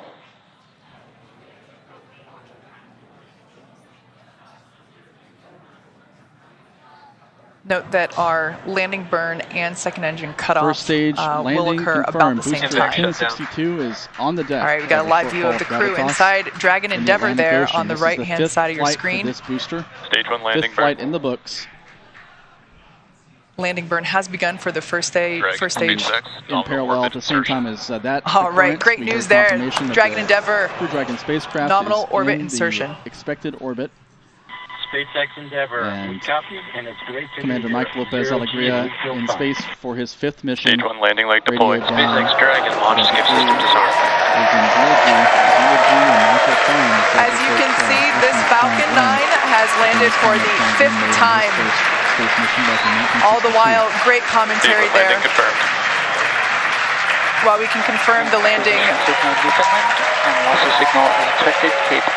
Confirmed landing there of the first stage booster. Also, almost simultaneously, great news for the second stage. We heard that there was nominal orbit insertion for Crew Dragon Endeavour. There you can see a live view inside our Dragon. Looks like the crew is beginning to adjust to 0G. And if you look at the right-hand side corner, it looks like we can see the 0G indicator. That was one of my... That was one of the things I really wanted to see, what they were going to bring for their 0G indicator. So I can't wait to see what comes on. It looks... I can't quite tell. Pokemon? Maybe. Okay, well, hopefully it'll come into closer view. Yeah, but and if not, we'll get to ask them later, hopefully. Yeah, great to see the crew here again, starting to really getting their first taste of microgravity. Yeah. Oh, it has ears. Oh, it's a bunny. Is that like Thumper? I think it might be. I think that's Thumper from Bambi. Love it. By for the next major event, which will so be right now, the second Dragon stage spacecraft. is basically preparing for Dragon separation. We are the next step now that, as we said, Dragon has nominal orbital insertion. The second stage and Dragon will separate.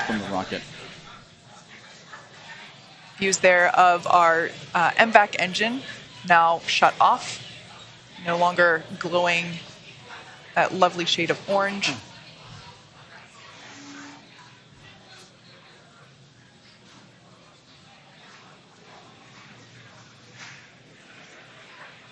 Right now, the second stage is about 200 kilometers above Earth. Preparing now for stage separation. Excuse me, for and Dragon there's separation. Dragon separation. Crew Dragon Endeavour with Michael López-Alegría, Larry Connor, Eytan Stibbe, and For those of you that have just recently joined us, we had an on-time liftoff of the Axiom-1 crew. They are now in space and coming up to separation from second stage, at which point they will then begin to make their journey, continue their journey to the International Space Station.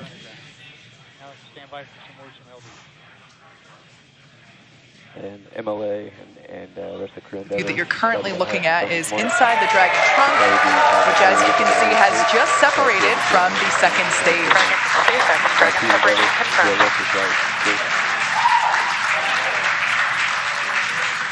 On behalf of the Falcon 9 team, welcome to space. Thanks for flying Falcon 9. You guys enjoy your trip to that wonderful space station in the sky. Do some great research for us. We'll look to see you back here underground. Now stand by for some words from LD. And MLA and the rest of the crew Endeavour. Glad we got to have some fun this morning. We'll probably be calling an early weekend over here at the Cape. Pass you over to Anna and the team. You'll be in good hands. Godspeed, Endeavour. Enjoy the rest of your flight. Cheers. Hey, Mark. It was a lot of fun. I venture to guess we had a little bit more than you did. We thank you and your launch team, Gerst, you and the Falcon 9 team. It was a hell of a ride, and we're looking forward to the next 10 days. Dragon SpaceX, we have nominal dehumidifier activation, service section. All right, some nice words there from a couple of key folks. Endeavor, we copy, okay? Our first Quindar tone of the mission. Yeah. I queued up right when I heard that. There we can. You're seeing views inside the crew cabin. There we can see Dragon Endeavour on its way to the International Space Station. It has separated. There's a view inside. SpaceX, we had nominal dehumidifier activation and service section Draco checkouts. Everyone appears to be in good shape. This about over-the-shoulder view just a moment ago showing. There we can see over the shoulder of. And then now this view did show a view of the Dragon spacecraft. Over the shoulder, previously Commander MLA was on the left, and pilot Larry Connor was on the right. You can see the rocket and live view inside the cabin. They just got the okay to lift their visors. And Ireland. T plus 15 minutes. The next step will be the beginning of the nose cone opening so process. We can see that everyone is in space. We can see that zero-G indicator floating around. Great view there of Dragon Endeavour. Now in space with the Axiom-1 crew on their way to the International Space Station.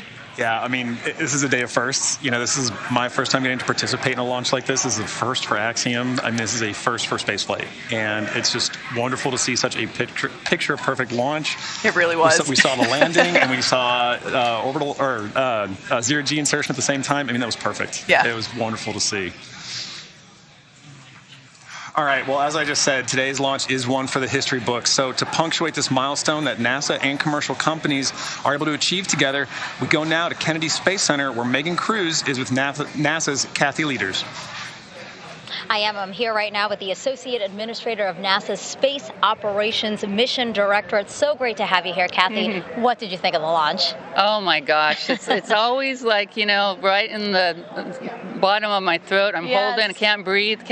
Yes. But what a beautiful, beautiful sight. Yeah. So good to see it. I want to tell everybody working Artemis 1 wet dress, we're off the range. We're off the range for Axiom 1, and we can get moving. But you always want to hear the engine cut off. You always want to hear that second stage engine's lighting. You always want to hear, you know, each of these stages, and we need to just keep carefully working through the different steps to get that crew there to the International Space Station safely. Yeah. What does Axiom 1 represent? Axiom 1 and also future private astronaut missions to the International Space Station. Hey, you know, NASA's original goal was to enable commercial industry.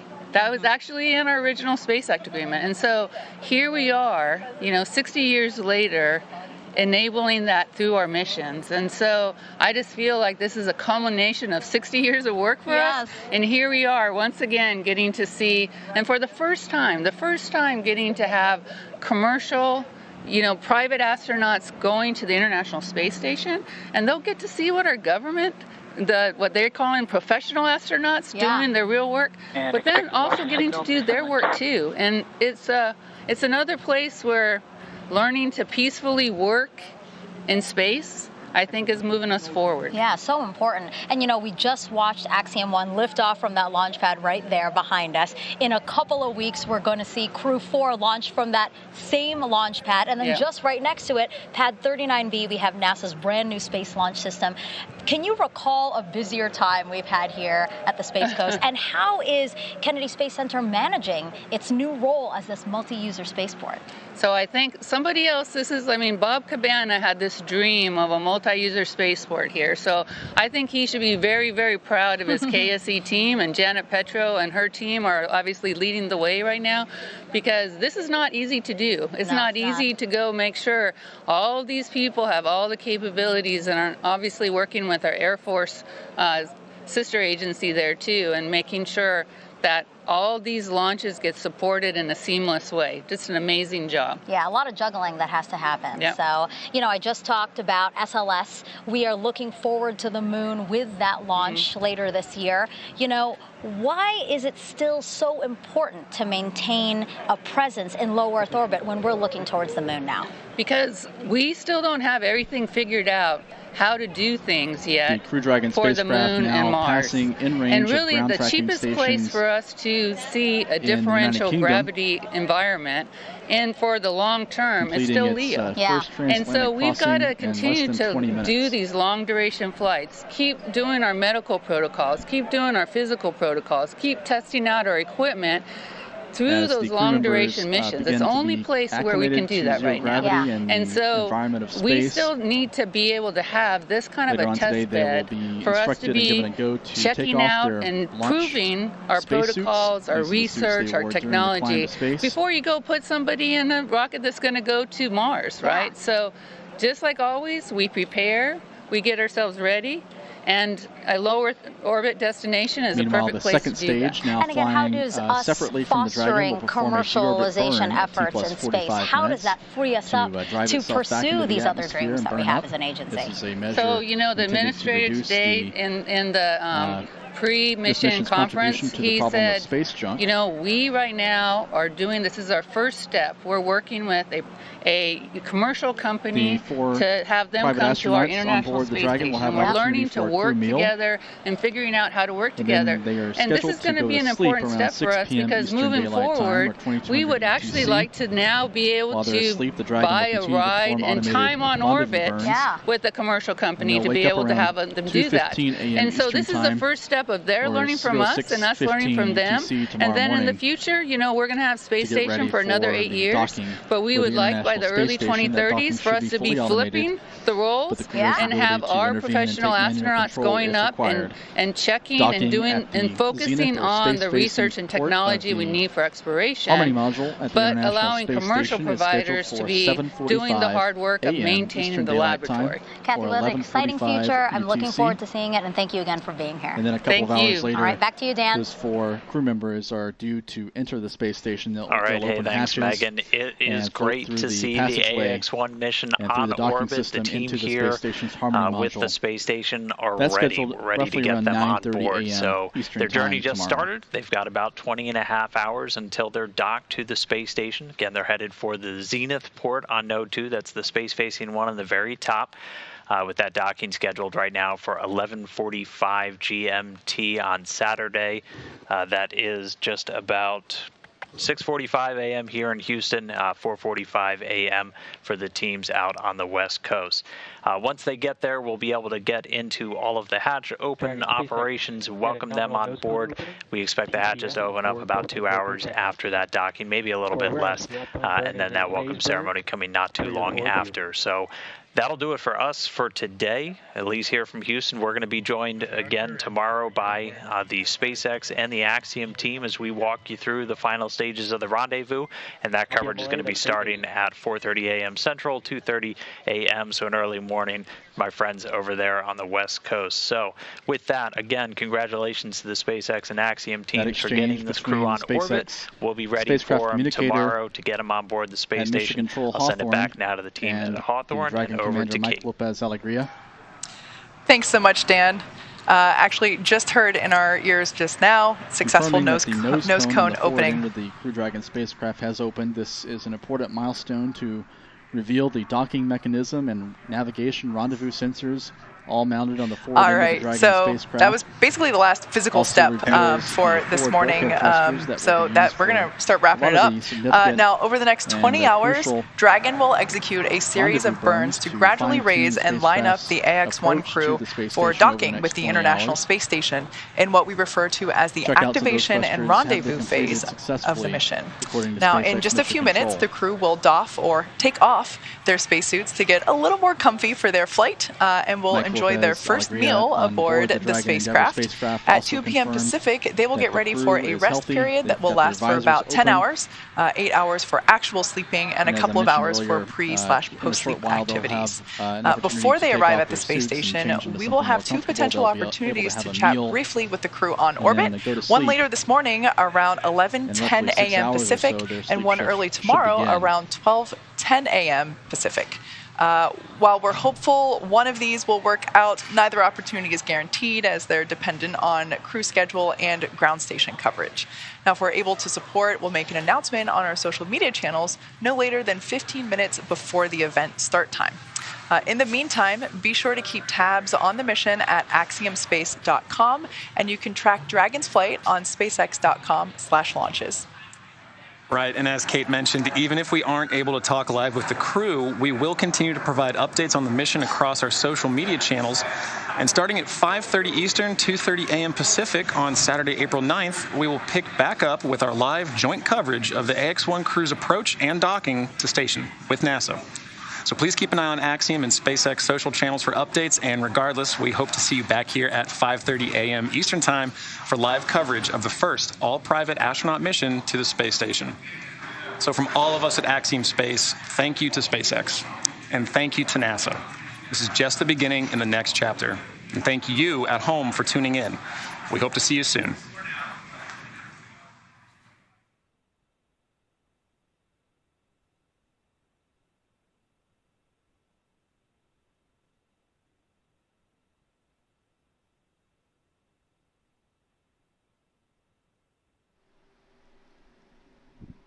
Now T plus 25 minutes. Everything looking good for this start to this Axiom-1 mission.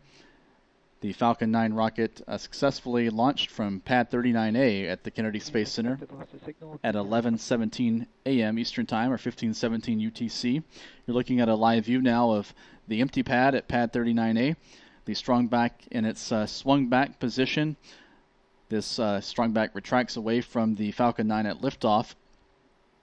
It's still venting a little bit of vapor, likely gaseous oxygen left in some of those lines on the strong back being vented away.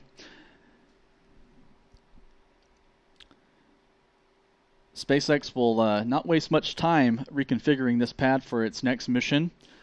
The next SpaceX launch from Florida is scheduled for no earlier than April 21st. Although there's discussion of potentially moving that launch to April 23rd. This launch is the next crew flight to the space station. The Crew 4 mission carrying 3 NASA astronauts and a European Space Agency astronaut on a mission to the space station that's scheduled to last between 4 and 5 months. Dragon, SpaceX, 4 suit off.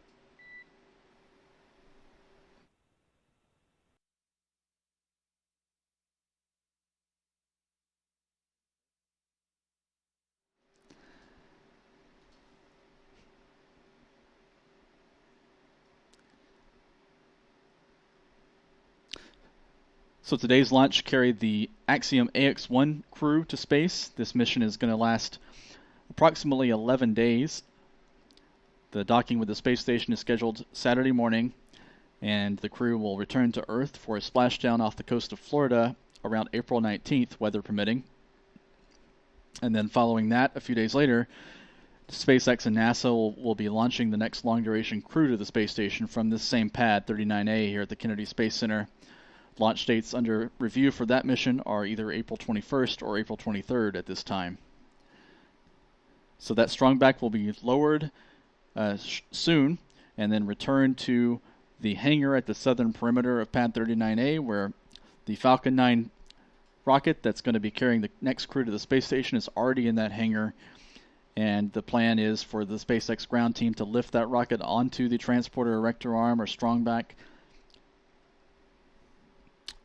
The team in the hangar will also, before they put the rocket on the strong back, they'll be mating the Crew Dragon spacecraft to the rocket. And then the entire fully integrated Falcon 9 and Crew Dragon, virtually identical to the one you saw fly today, will be rolled out to Pad 39A a few days before liftoff. So that's coming up right around the corner in just a couple of weeks. We'll see the launch, and the rollout will actually be less than that.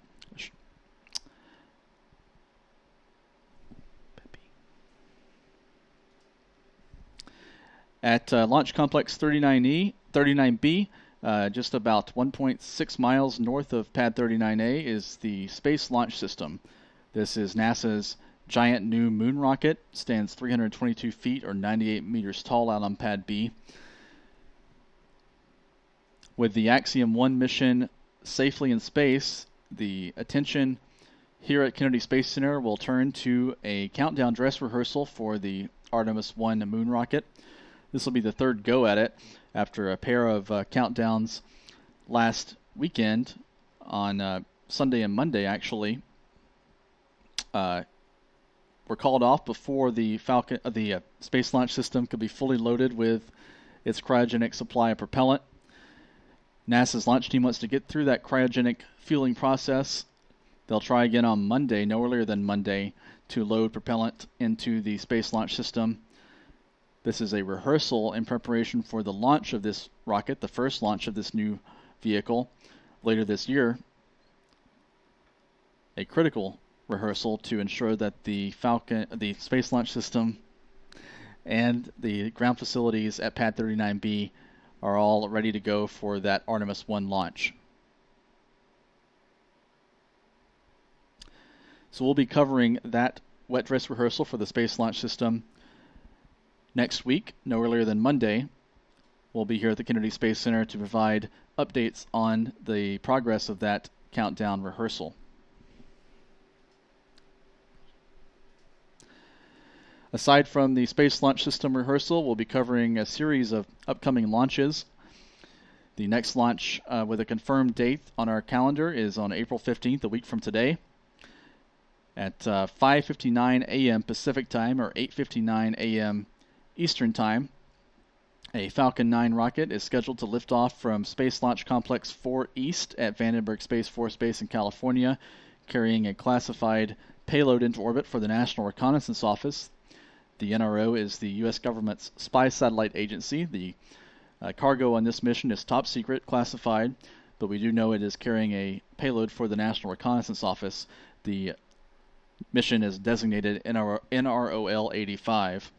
Following that, no earlier than April 19th, the same day as the AX-1 landing, the landing of this mission that launched today, the same day, Rocket Lab is scheduled to launch an Electron rocket from New Zealand with a multi-payload rideshare mission carrying 34 small satellites into orbit.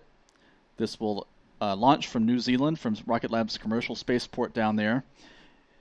And of note for this mission, this will be the first flight that Rocket Lab attempts to catch the Electron's first stage booster with a helicopter, so that'll be an exciting mission to follow as Rocket Lab makes progress in its rocket recovery and reuse program. I mentioned before the Falcon 9 launch from here at the Kennedy Space Center. The next one is scheduled for no earlier than April 21st, although there is a good possibility this could be moved to April 23rd, with a Crew 4 mission carrying 4 astronauts up to the space station. And then that will be followed very soon thereafter by another Falcon 9 launch in late April from Space Launch Complex 40, just down the road at Cape Canaveral Space Force Station, with the next batch of Starlink internet satellites for SpaceX's broadband network. So there are other launches that may be occurring during this time, but we don't have confirmed schedules or dates for those. But these are the next confirmed launches that we're tracking on our launch schedule. We hope you'll join us for each and every one of those launches. If you want to contribute to our coverage, you can go to our homepage at spaceflightnow.com and click the Members tab at the top of the page. Any contribution you can offer and to become a Spaceflight Now member, it would be greatly appreciated. It goes directly to support and expand our coverage of launches here at the Kennedy Space Center and at Cape Canaveral and other locations around the world. So we do hope you will consider becoming a Spaceflight Now member. Now, 33 minutes since the launch of the AX-1 mission. Everything looks good so far with this flight to the space station. We'll be back with with the live coverage of the docking of the Crew Dragon spacecraft at the space station tomorrow morning. Docking is scheduled at 7:45 a.m. Eastern Time. So check our social media feeds and spaceflightnow.com for live coverage of that event. And the next time I'll be doing live voice commentary will be the Space Launch System wet dress rehearsal, targeted for no earlier than Monday. Until then, I'm Stephen Clark reporting live from the Kennedy Space Center in Florida. Thanks for joining us.